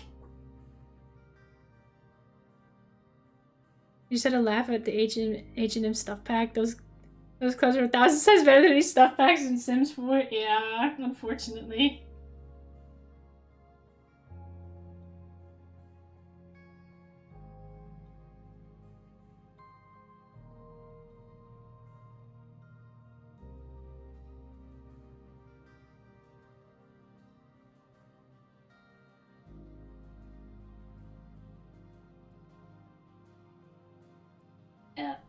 It's great. I love playing The Sims.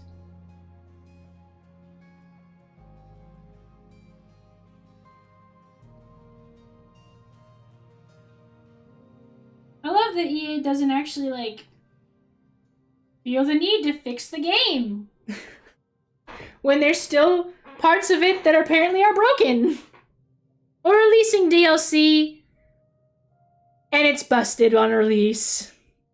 Piracy is always valid, especially it's EA.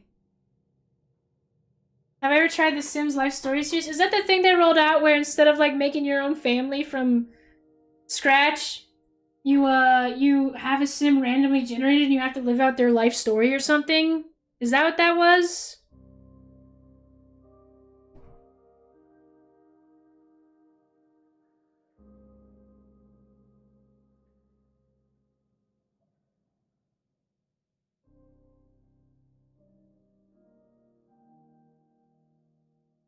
If so, no. I have too much of a control freak nature to sit there and be like, yeah, let me just play some random ass sim I don't give a shit about.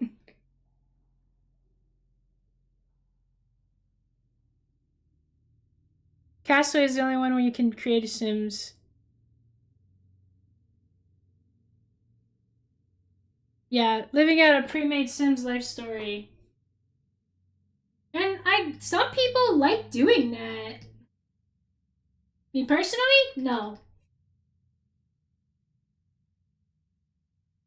Sims for me is where I put all of my little pairings and all of my little boys, my little men. When I figured out you could get mods to try and make Genshin characters in The Sims, I was like, oh shit. Here's what I'm gonna do for the rest of the night. They were like a visual novel style story with Sims? That's weird. If the mod exists.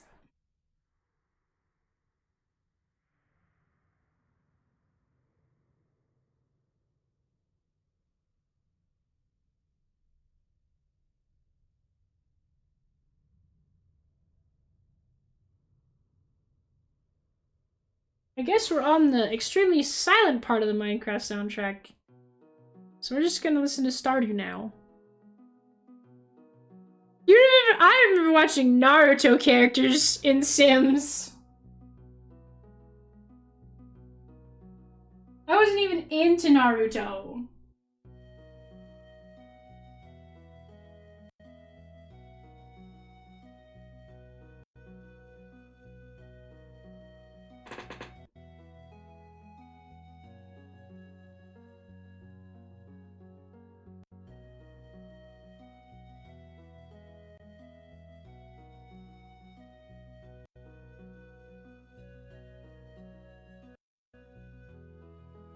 It seems like this one's having a lot of issues.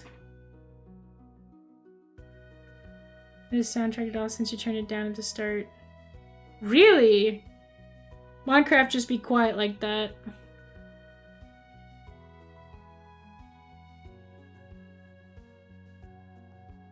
Yeah. So, like, I can actually fucking tell you that,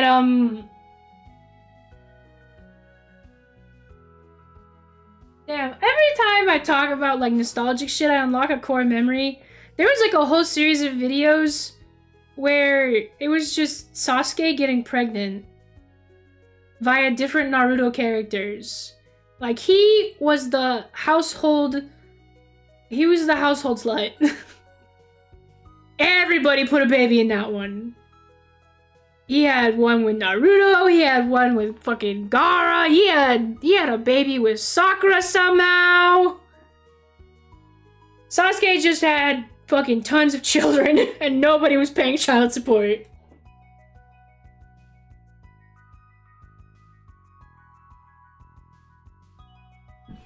Just unlocking core memories left and right.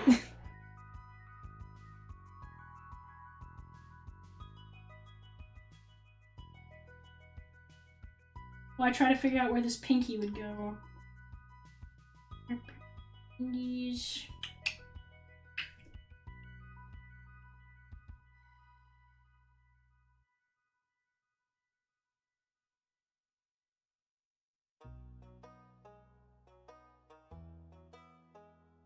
That looks really weird.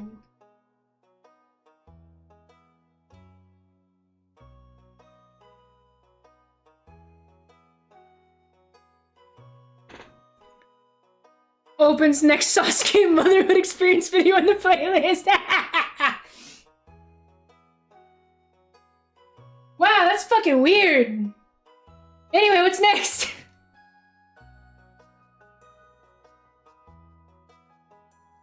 I also remember watching a series where a Sims, I think it was The Sims 3. I want to say it was Sims 3. It was this series that this person was playing where they tried to see what characters they could have babies with. And they had a child via the Grim Reaper, Sasquatch, a ghost, and a vampire, and then like one other thing.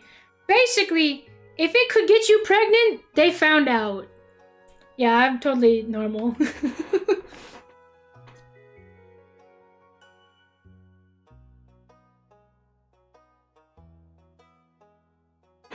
It's like, that's what I was watching for Sims content.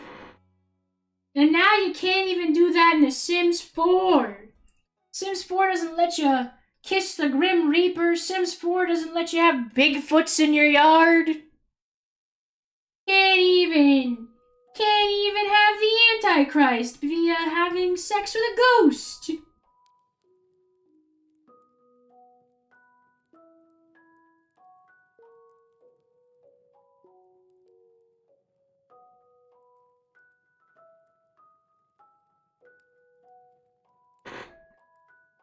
Can't do shit in The Sims 4.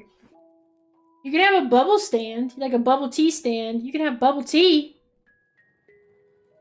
Which reminded me of the closet.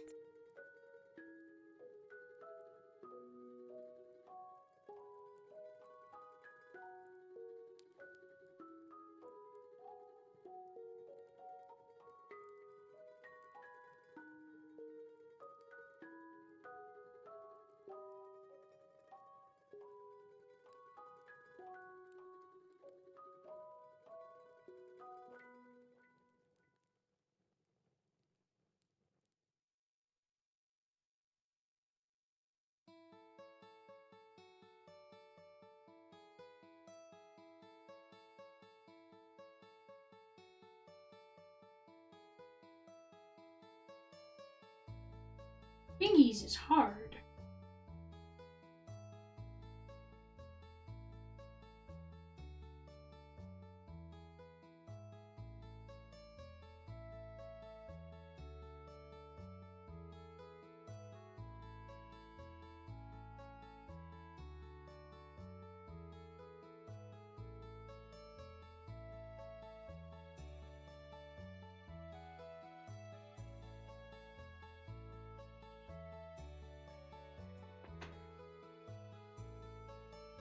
Fashion choice and characters. Pretty sure it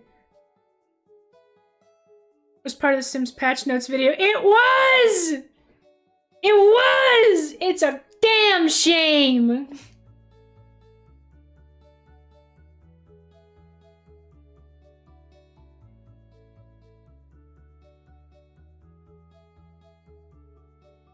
Now you gotta get mods to let the Grim Reaper into your household and have sex with it. Was that Sims that definitely screened were 2000s with the fashion choice and characters? I see.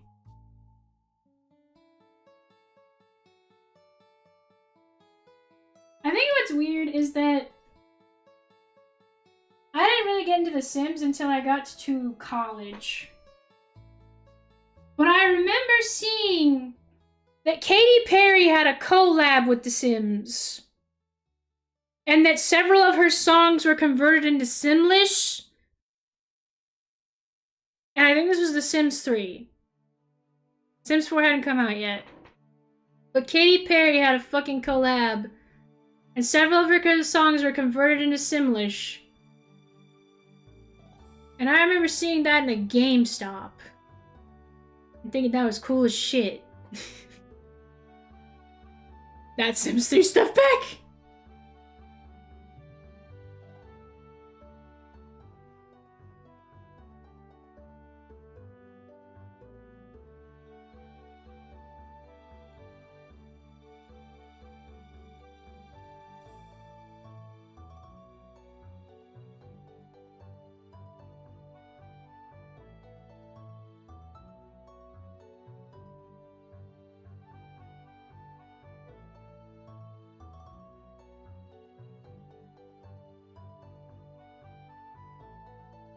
You know what? Fuck it.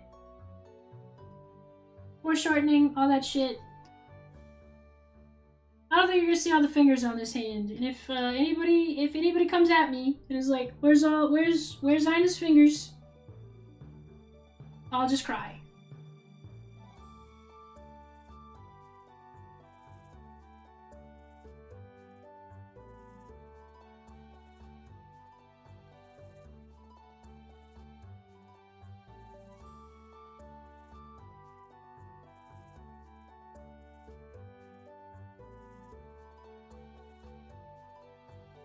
I'll just die. Yeah, they're just implied. I'm trying to fit the pinky in because she's supposed to be doing the same hand maneuver that the other hand is doing, because it's like, oh, she's using her little fingies to help her steer, because her tail's too chubby to be a rudder.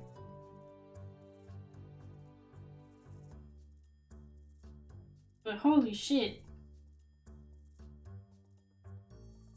Them fingies is not cooperating.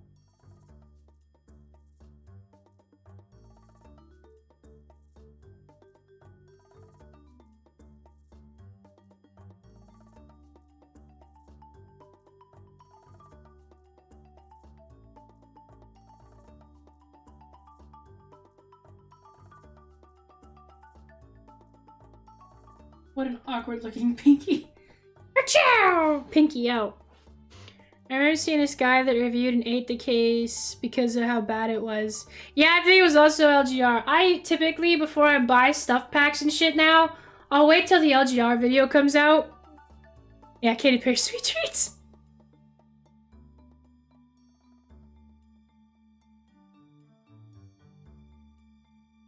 And then sometimes, even if he says it's shit, I'll still end up buying it because it has something in it that I'm after.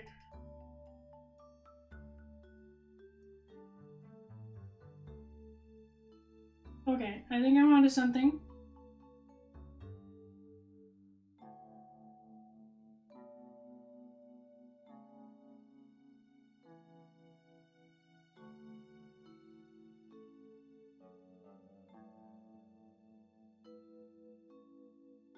Okay. You see the pinky, but I don't think you're gonna see that third finger. She's doing something weird.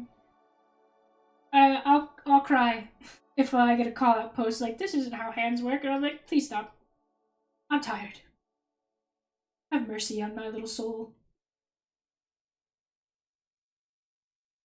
Look at them toes though. Them toes turned out real good. I drew this little tootsie and was like, holy shit. Them some nice toes. Totally not a foot person, but I do like it when they look nice. When they resemble Pete's. When they resemble little tootsies.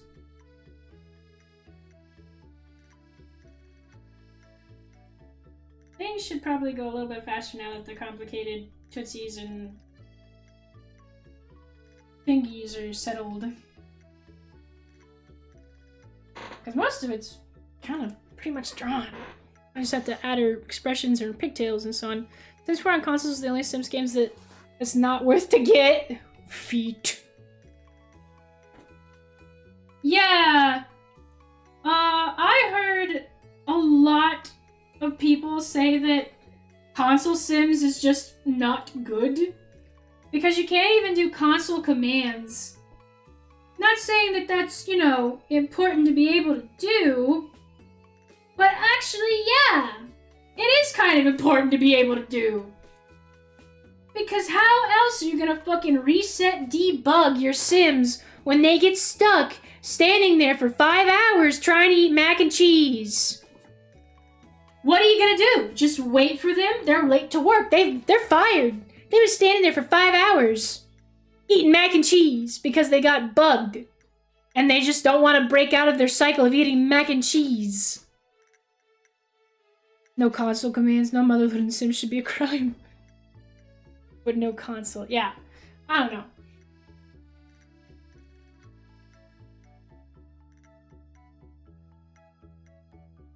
If I can't motherload to make my Sims a little rich,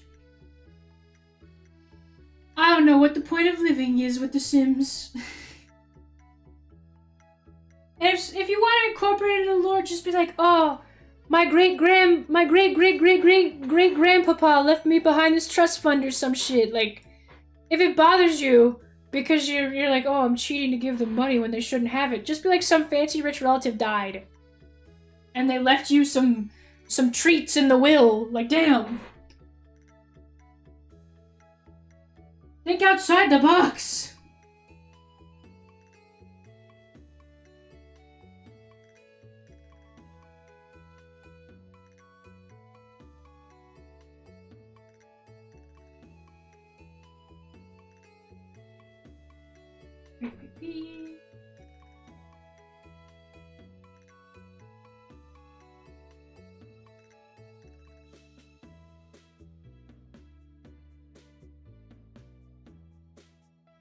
I don't know why I zoomed out that far.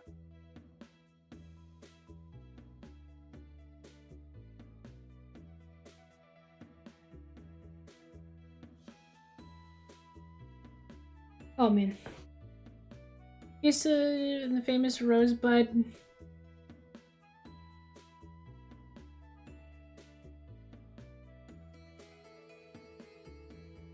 Sims 2 for console, you control your Sims like the portable series? I don't know if I ever had a portable Sim, so I'm not sure what the difference is.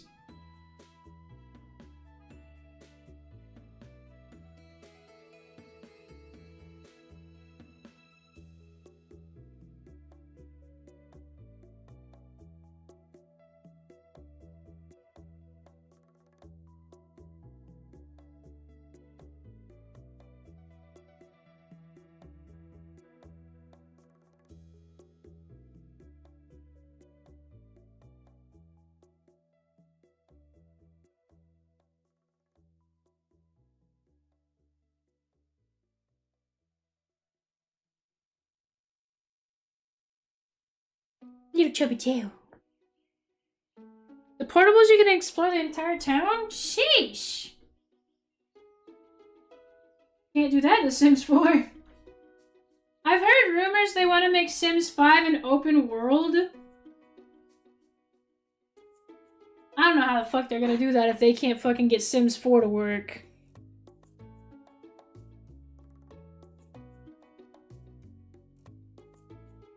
If they can't do it with Sims 4, how the fuck are they gonna make an open world with supposedly higher graphics than The Sims fucking 4? Everything that isn't your Sim is low poly. You ever zoom in on the seagulls on the beach?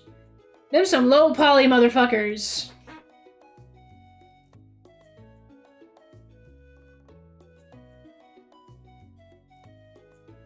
I don't know how the fuck they're gonna make an open world with graphics that they say are gonna... They're like, oh, the graphics are gonna be 10 times better than Sims 4. You ain't gonna run shit. You're gonna get to walk 2 steps and your game's gonna crash. My Sims? Like for the Wii?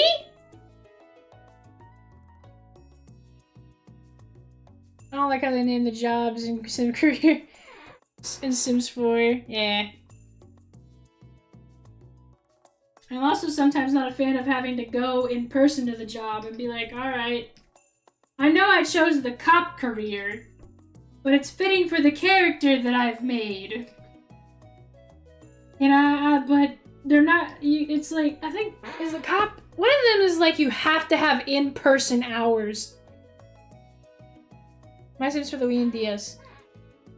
I think I got to play a friend's copy of My Sims at their house during a sleepover. And that was my only experience with My Sims.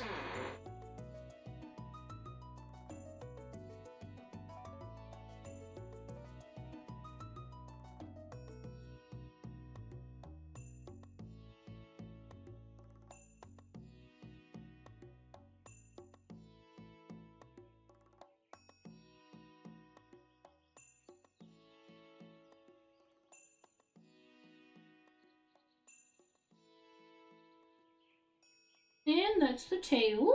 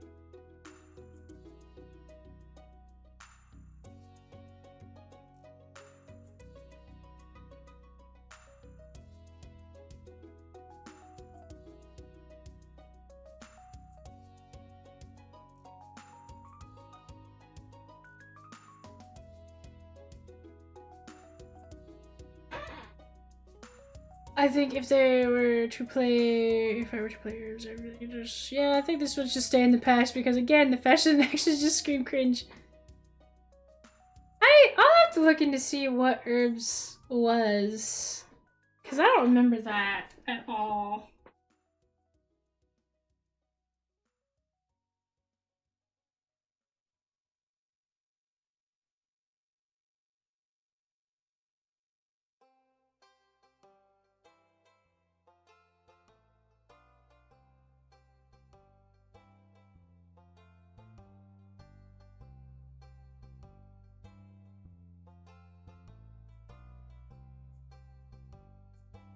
I do not remember that game.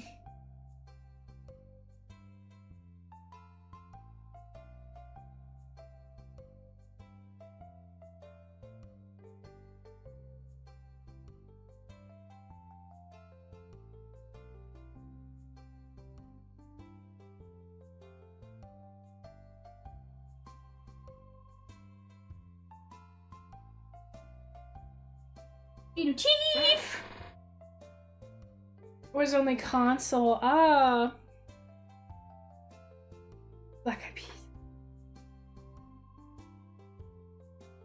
Or something. Jeez Louise. You gotta blend in with the crowd or they're gonna ostracize you. You're not gonna have any friends. Not about putting the teeth visible here, but stylization. Mean smiles look best with just two little fangs and a tongue.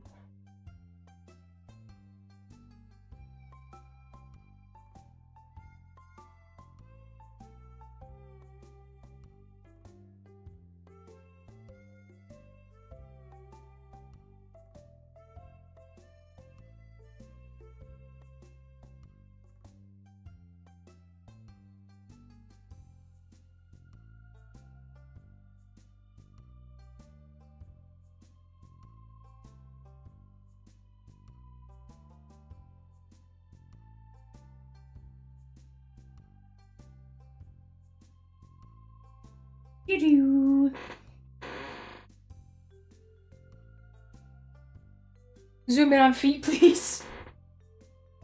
You might have a little foot, a little feet, a little peats. And sometimes you have to force the robber to kiss you or give them a bomb. Go get there. Little wiggly toes. Sometimes you gotta kiss the robber.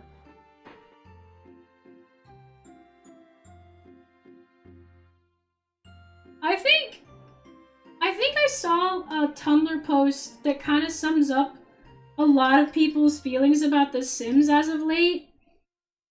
And to be honest, they're kind of onto something. Not enough bad things happen to your Sims. Like, I don't think you can get robbed anymore in The Sims 4. Like, yeah, you could still your house could still catch fire and stuff. But where's the people trying to come into my house and steal all my stuff so I can punch them in the face?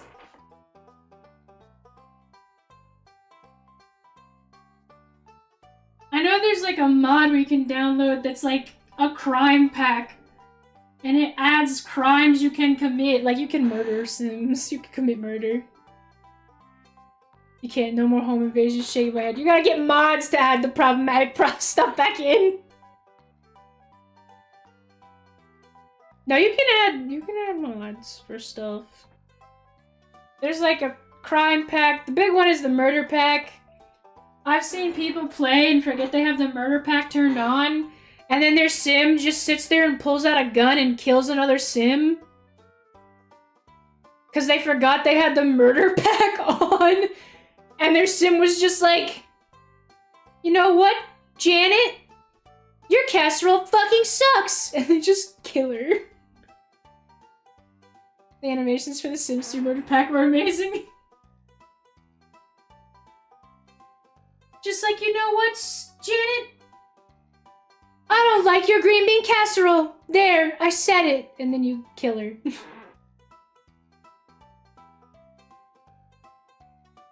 Janet will not be bringing green bean casserole to the community potlucks anymore. Mostly because Janet's dead.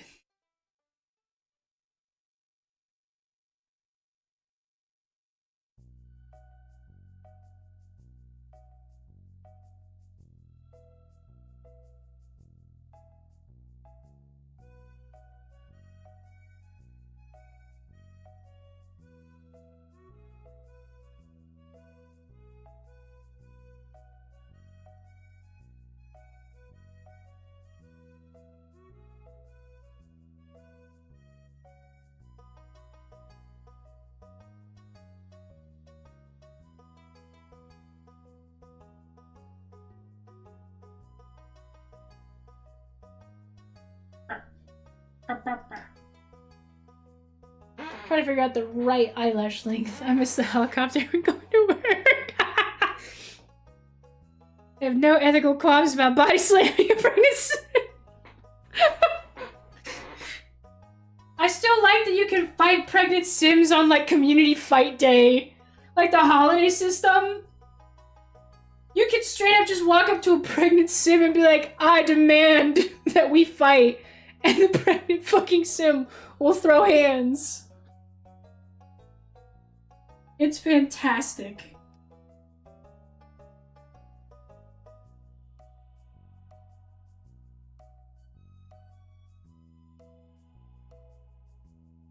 That's not what they're thinking about when they make those holidays. They're like, surely no one would do that. Yes, we would absolutely do that. Like, what kind of player would purposely see if you can do that? Me.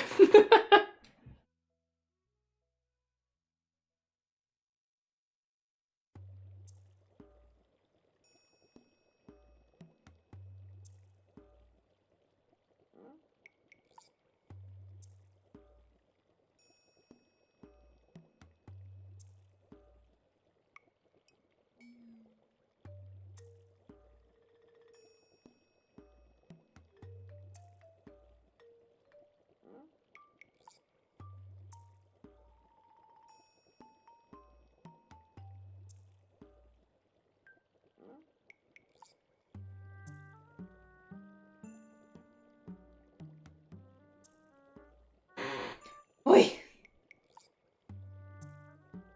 Your sim to just date one person since far as like, F that, your sim will yeah, that's... and then they don't let you have like a poly relationships unless you get a mod for it. You could literally be on a date with your like spouse and a whim will pop up that'll be like, flirt with Denise from down the street. You're here with your spouse and loved partner that you have true love's kiss with, but you should flirt with Denise.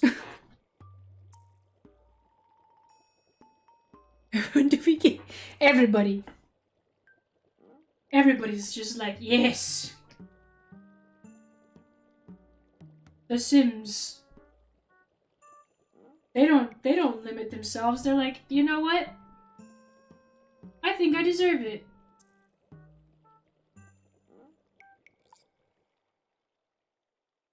The Sim is like, I deserve to be able to date everybody in town and give them kisses.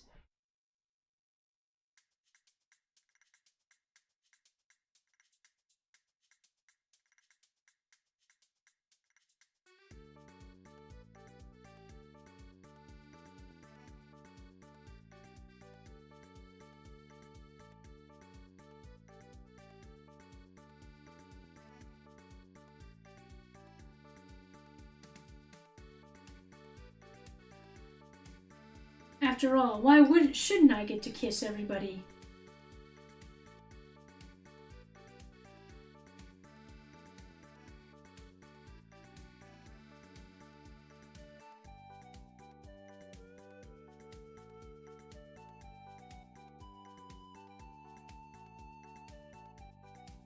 Says my sim after causing infidelity.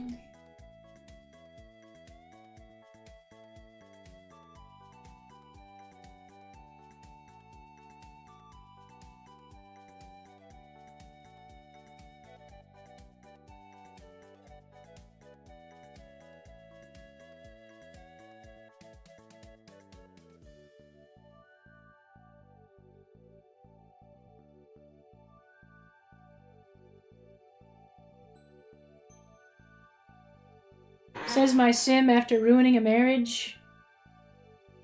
Ugh.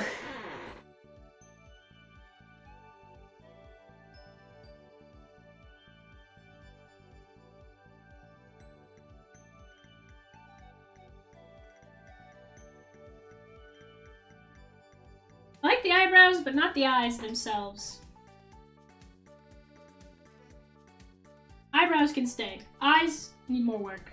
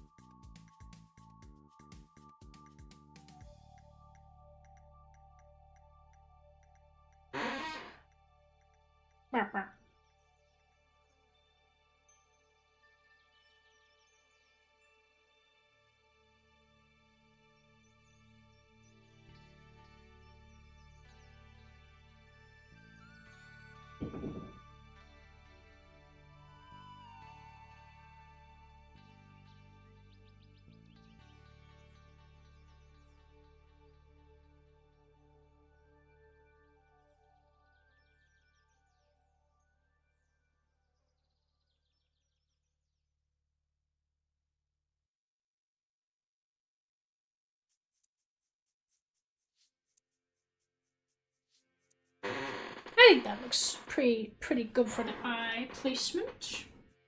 I just gotta clean them up.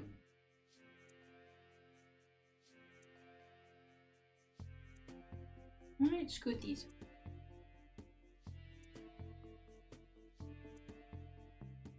In a lot of whatever those fucking lines are called that are like they bleed into each other and they're bad.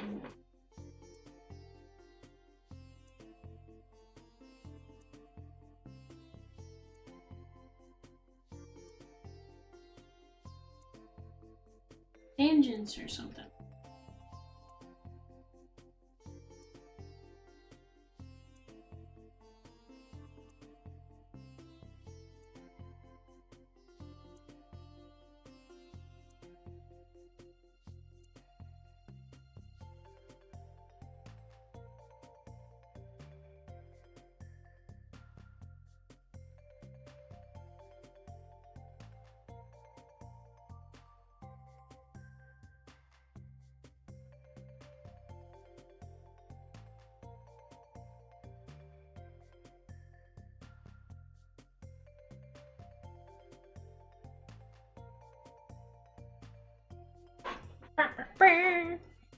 Convergent?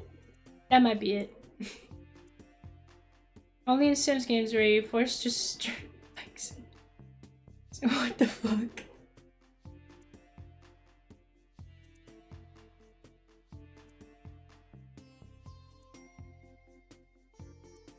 What the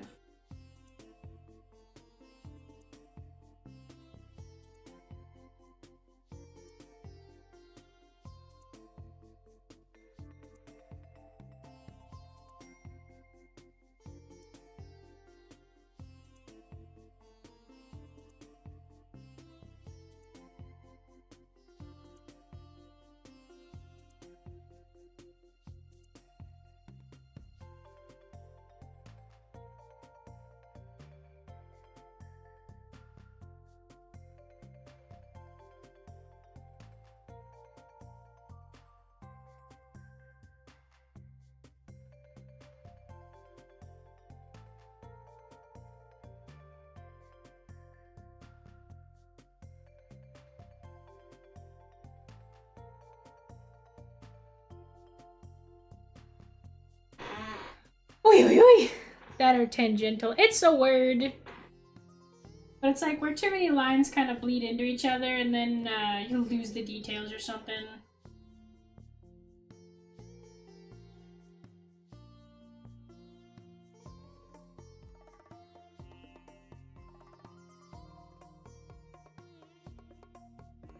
I had to learn the word for it at one point, but I've forgotten.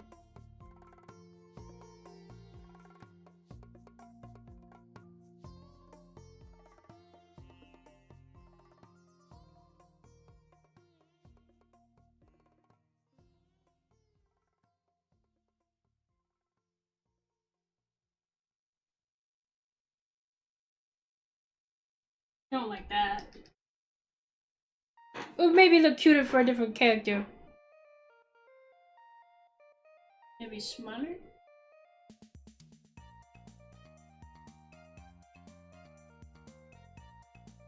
Nah.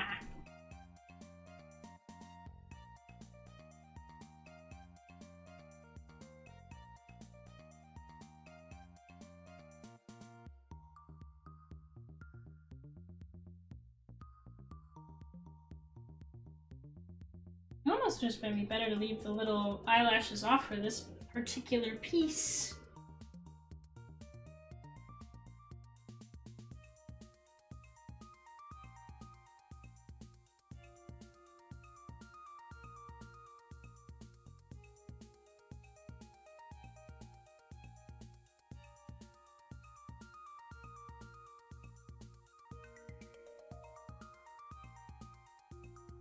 It's kind of hard to see him with all these lines.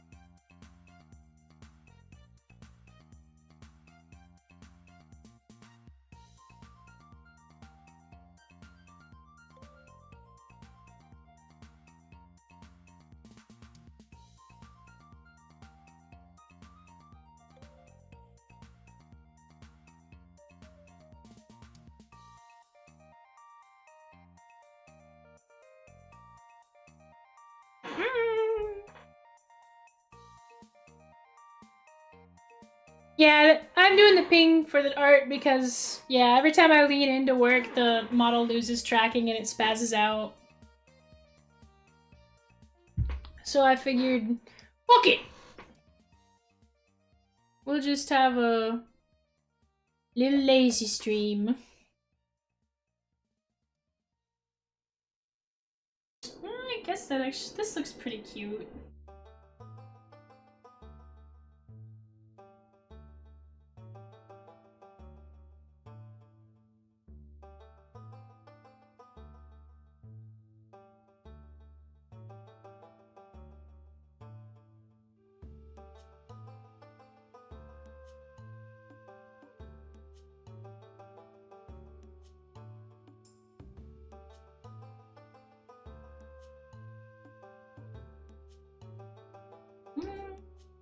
I like these little eyelashes, these ones, not so much.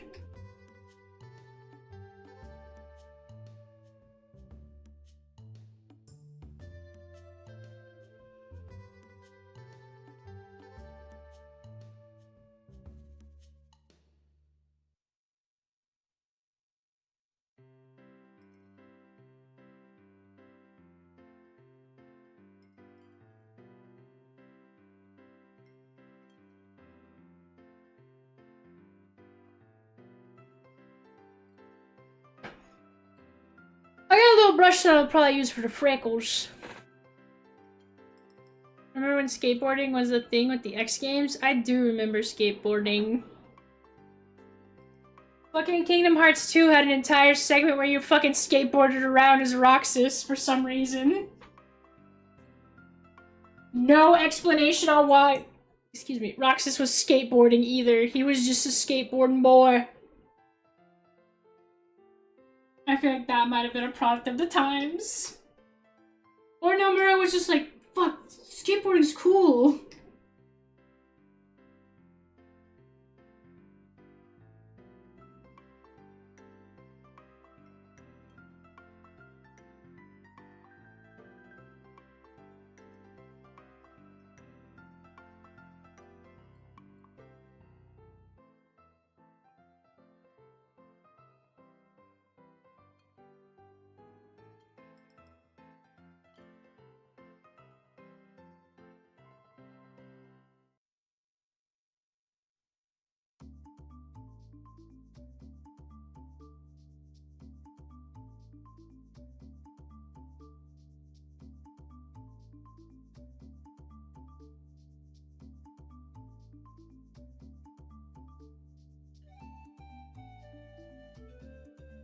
I got a freckle brush for the freckles, by the way. And Sonic games is grinding on me. Oh god, I had Sonic Riders for the Kinect. When the Kinect had reached its like popularity height, there was a Sonic Riders for the Kinect. And I gave myself such bad fucking rug burn from playing the Kinect Sonic Riders.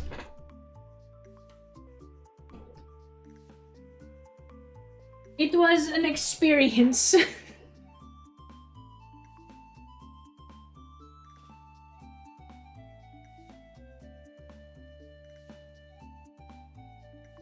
It was truly something to behold. Tony Hawk Underground 1 and 2, American Wrestling were the best skateboarding. You had the worst Sonic Freeriders game. I did. Recently modded the Kinect game to use the controller, surprising no one. The controls much better. I know. It's almost as if it didn't need to be a Kinect game.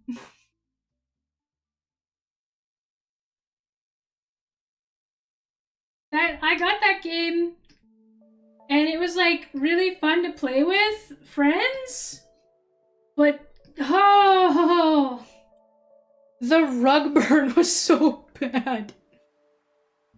Cause there would be like bits where you had to jump, and there'd be bits where you had to like dive, and we got way too into it, and I would like burn the shit out of my knees, skidding to dive to be like, I'm gonna make this sharp drift turn, and then you'd scratch the shit out of the bottom of your feet, because to kickstart you had to actually kick your foot out and back like you were hitting a skateboard on the ground. Gosh, I think we destroyed that fucking carpet. That carpet was threadbare after we got done. Better than the Kinect game. Sonic Riders was definitely no Kirby Air Riders, and even though we were better. Speep over.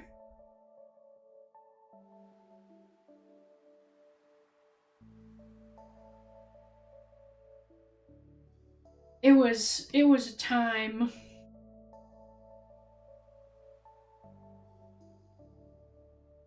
I think I was like one of the few that had a Kinect. So like I'd have friends come over to my house so we could play the Kinect.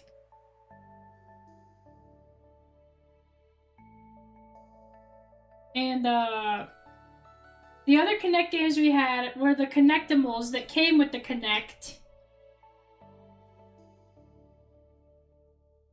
And my dad got the pre-order edition of the Kinect with the Kinectimals.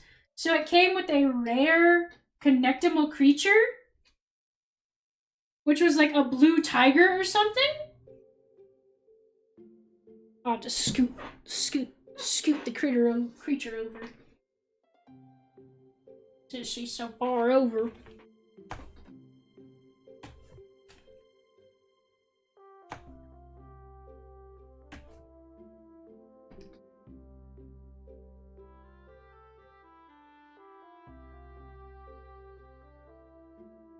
I have to widen the canvas a bit. But we had the Connectimals. That was something. That was weird. That was like Nintendogs, but the Connect would be like pet the creature, and then the pet Connect would not register that you were petting the creature, so the creature would think you fucking hated it,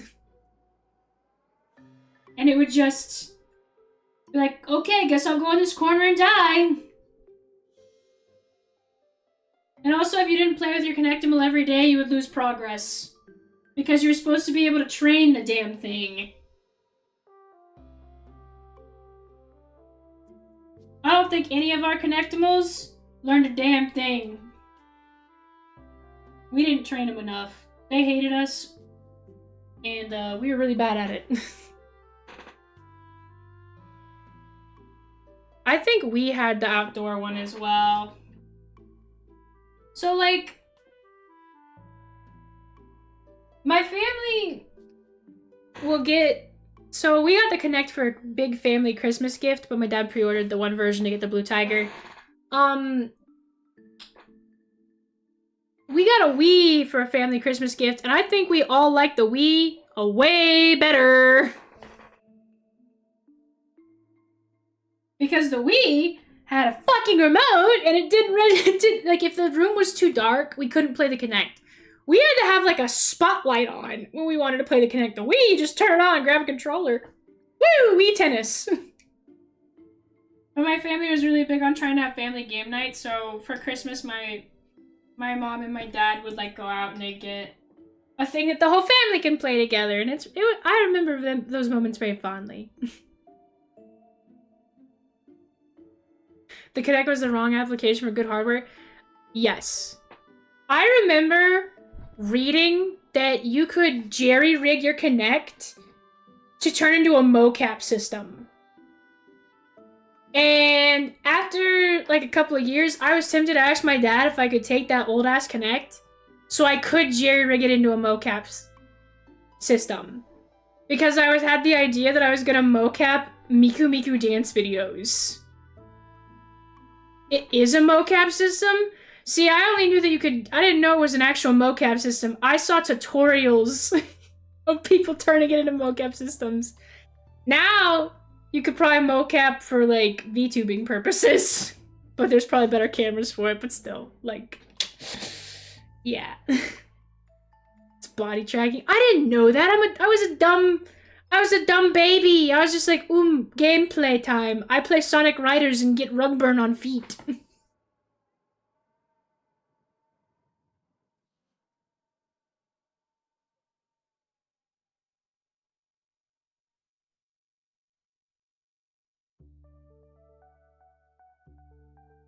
Oh, that's the wrong thing. A whole subsection.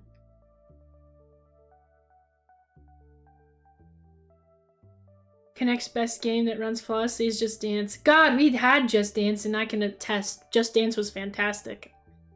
Can people use it for VTubing much cheaper than an iPhone? Sweet, so the Kinect software still works? I straight up think my dad still has the fucking Kinect. Maybe I'm like, can I have that old ass Kinect you're not using? What for? Oh, you don't need to know.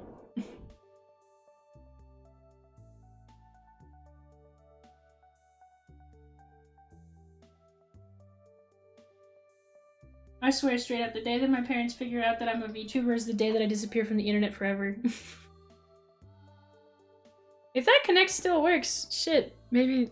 I don't know if I'll ever go 3D, like... Cause if I ever wanted to make, like, a 3D model, I have, like, this weird complex where I have to do it myself, like Thanos snap. Fine, I'll do it my fucking self. I wouldn't pay someone to make me a 3D model.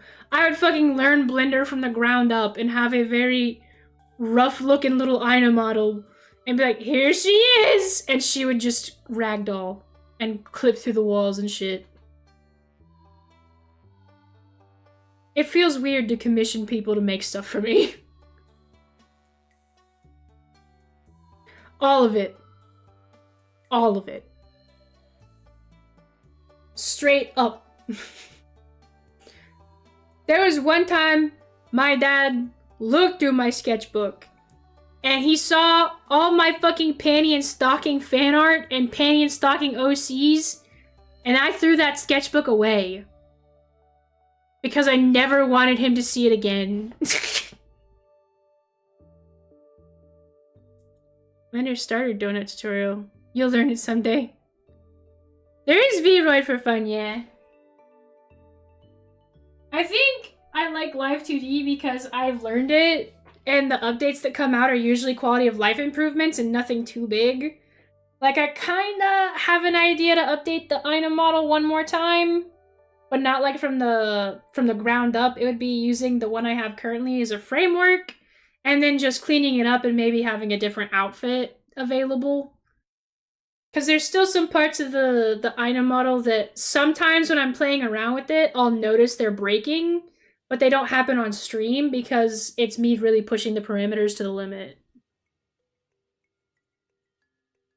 Found out where's you can find out Poco no Pico. Oh no!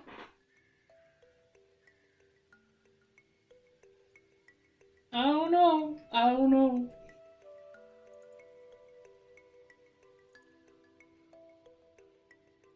I don't know, to be honest. My dad's taste in anime is a little weird. Because he does, like, some anime. I recommended him Soul Eater, and he told me it was garbage. He then proceeded to recommend to me something called, like, Freezing or something. And it is a anime where the women have to strip naked to be... It's like Kill la Kill, but more brutalizing. The women wear this armor that is technically their skin, and the more the armor gets damaged, the more they can fucking Hulk out and beat the shit out of their enemies. So they're trying to get naked so they can beat the shit out of their enemies. They are trying to take hits so they can beat the shit out of their enemies. And I was like, you didn't like Soul Eater? He's like, no, I fucking hated it. It was annoying. Here, watch this. And I watched it and I was like, yeah, I guess this is okay. Wow. And then, so I watched, like, the first season, right? And I'm like, yeah, it was pretty decent. He fucking texted me that they made a second season, but he was mad because they censored it.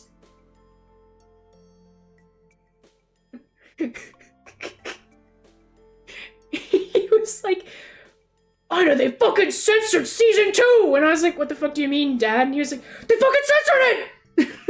I watched, like, the first episode of season 2. I was like, oh, they censored the full-on nudity. I see, I see. I was like, wow, Dad. Sheesh. He was pissed as fuck that they censored season 2 for the American audiences. Or that season 2 had more censorship. I don't fucking know. I did not. I can't see the anime. Basically. And I did not watch season 2. I was like, yeah, it was alright. I'm watching other things. And he was like, well, I'm not gonna watch it because they censored it. I don't want to give them my money. I was like, okay, Dad. You're pirating it anyway, but yeah, don't give them your money. Nah, he was at least watching sub. He was watching sub. He's not trash. But yeah. I think I tried recommending other shows to him, and he was just like, none of them are good. And I was like, okay. Alright. He was like, Full Metal Alchemist is good, and I was like, alright. Thank God you at least you agree. We at least agree that Full Metal Alchemist is good. I'll leave you alone now that at least you liked Full Metal Alchemist. That's it. I don't need any more else. Please don't recommend me anything else. Well, I overestimated myself. I haven't added the pigtails, I just realized. Honestly, he's probably already watched Queen's Blade. If Queen's Blade is anything like what Freezing was, he's probably already watched it.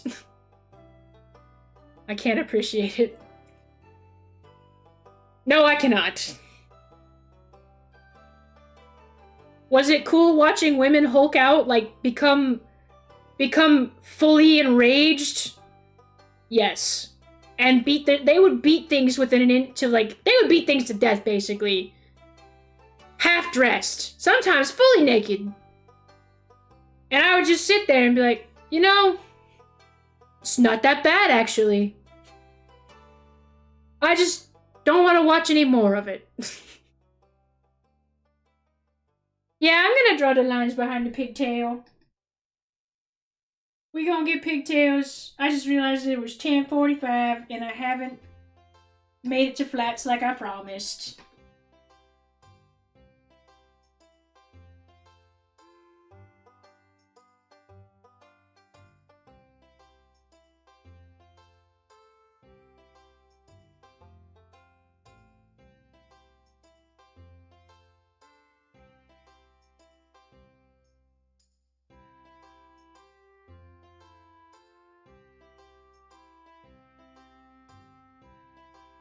I like this pigtail more.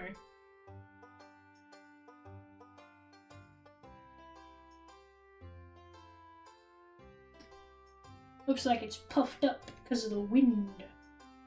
It's fucking windy.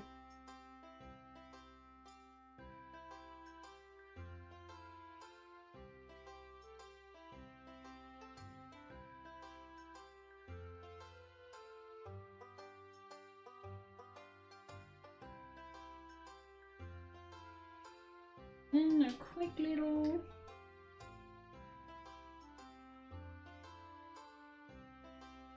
for the other little lower wing.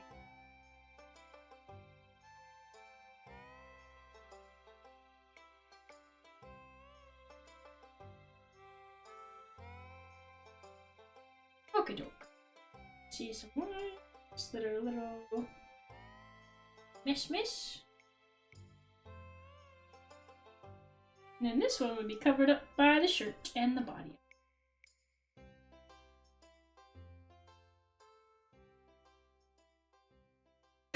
Yeah, I have to adjust the canvas size, but that's the specific background music, folks. It's Stardew Valley.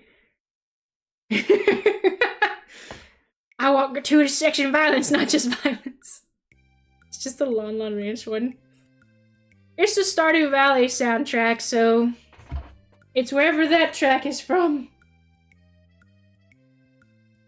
Alright, though. That is basically the line art right there. And she fits inside her circle after so on and so forth. I'll adjust the canvas, but different, yeah.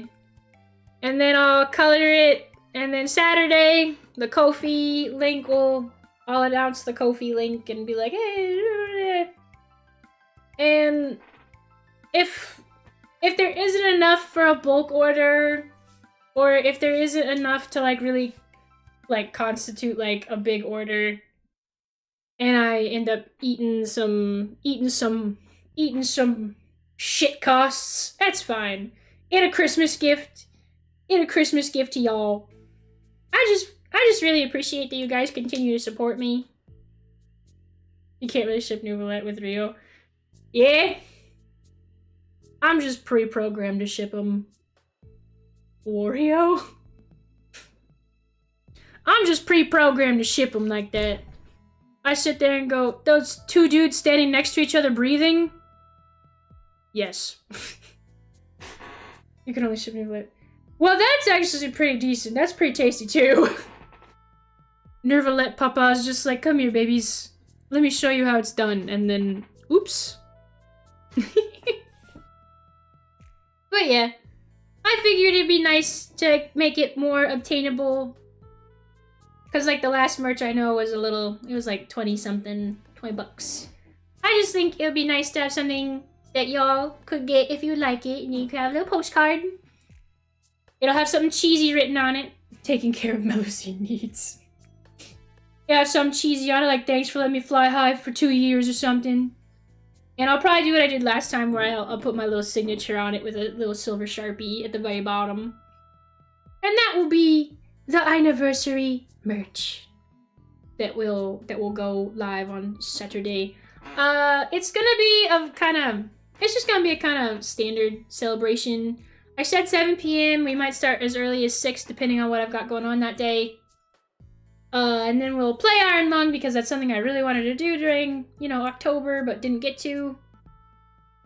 And then, we'll see what happens from there. We'll play Iron Lung start to finish, probably get spooked.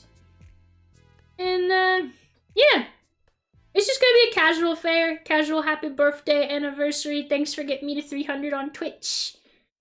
Just a nice evening with chat. And then we'll have an after party probably the following Tuesday over on P-Twitch. Little bits of emotes and tip. While moving it every single time, spilling them all over the goddamn room. Yeah, I'm gonna put those little tiny stickers in the envelopes.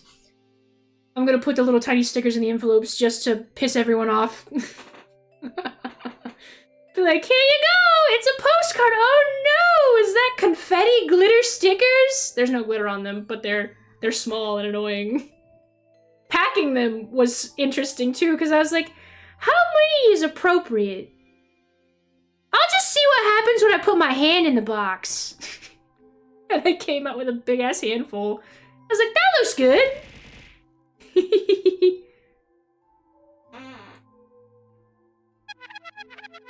He cometh. Oh yeah. Saturday, casual birthday stream.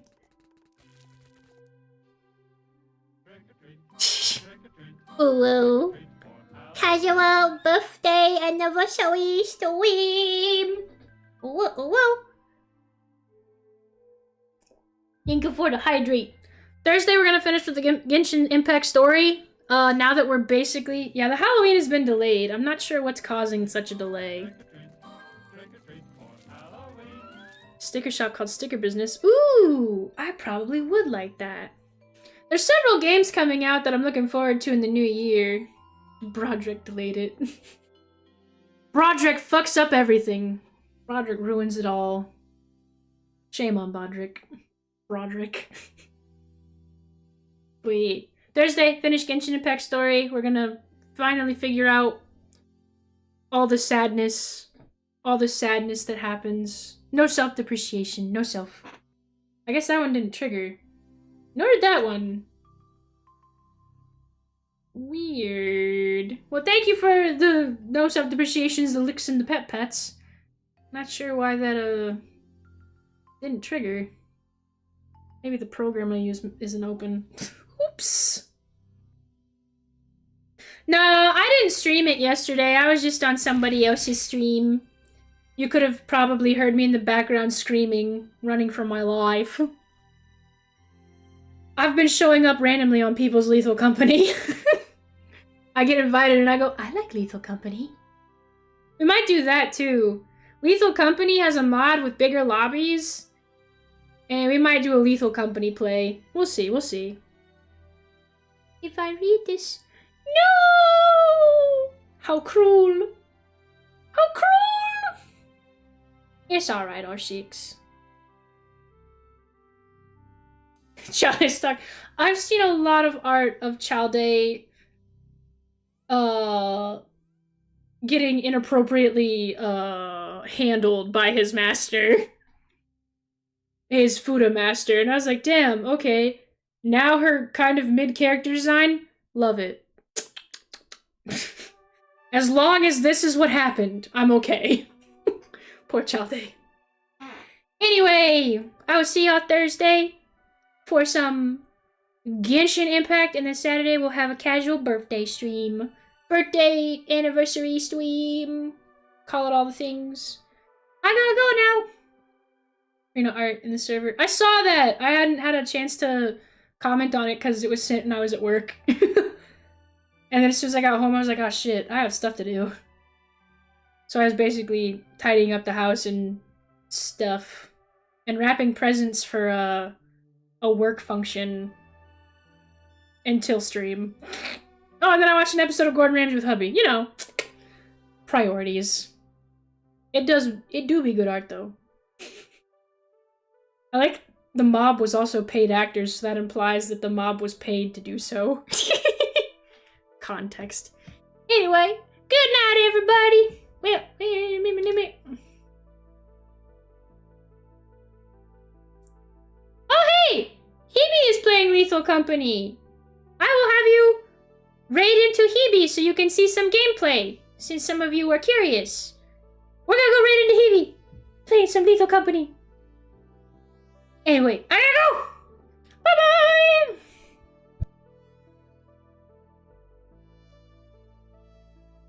I say that a lot too. I like saying donkey the way Gordon Ramsay says it.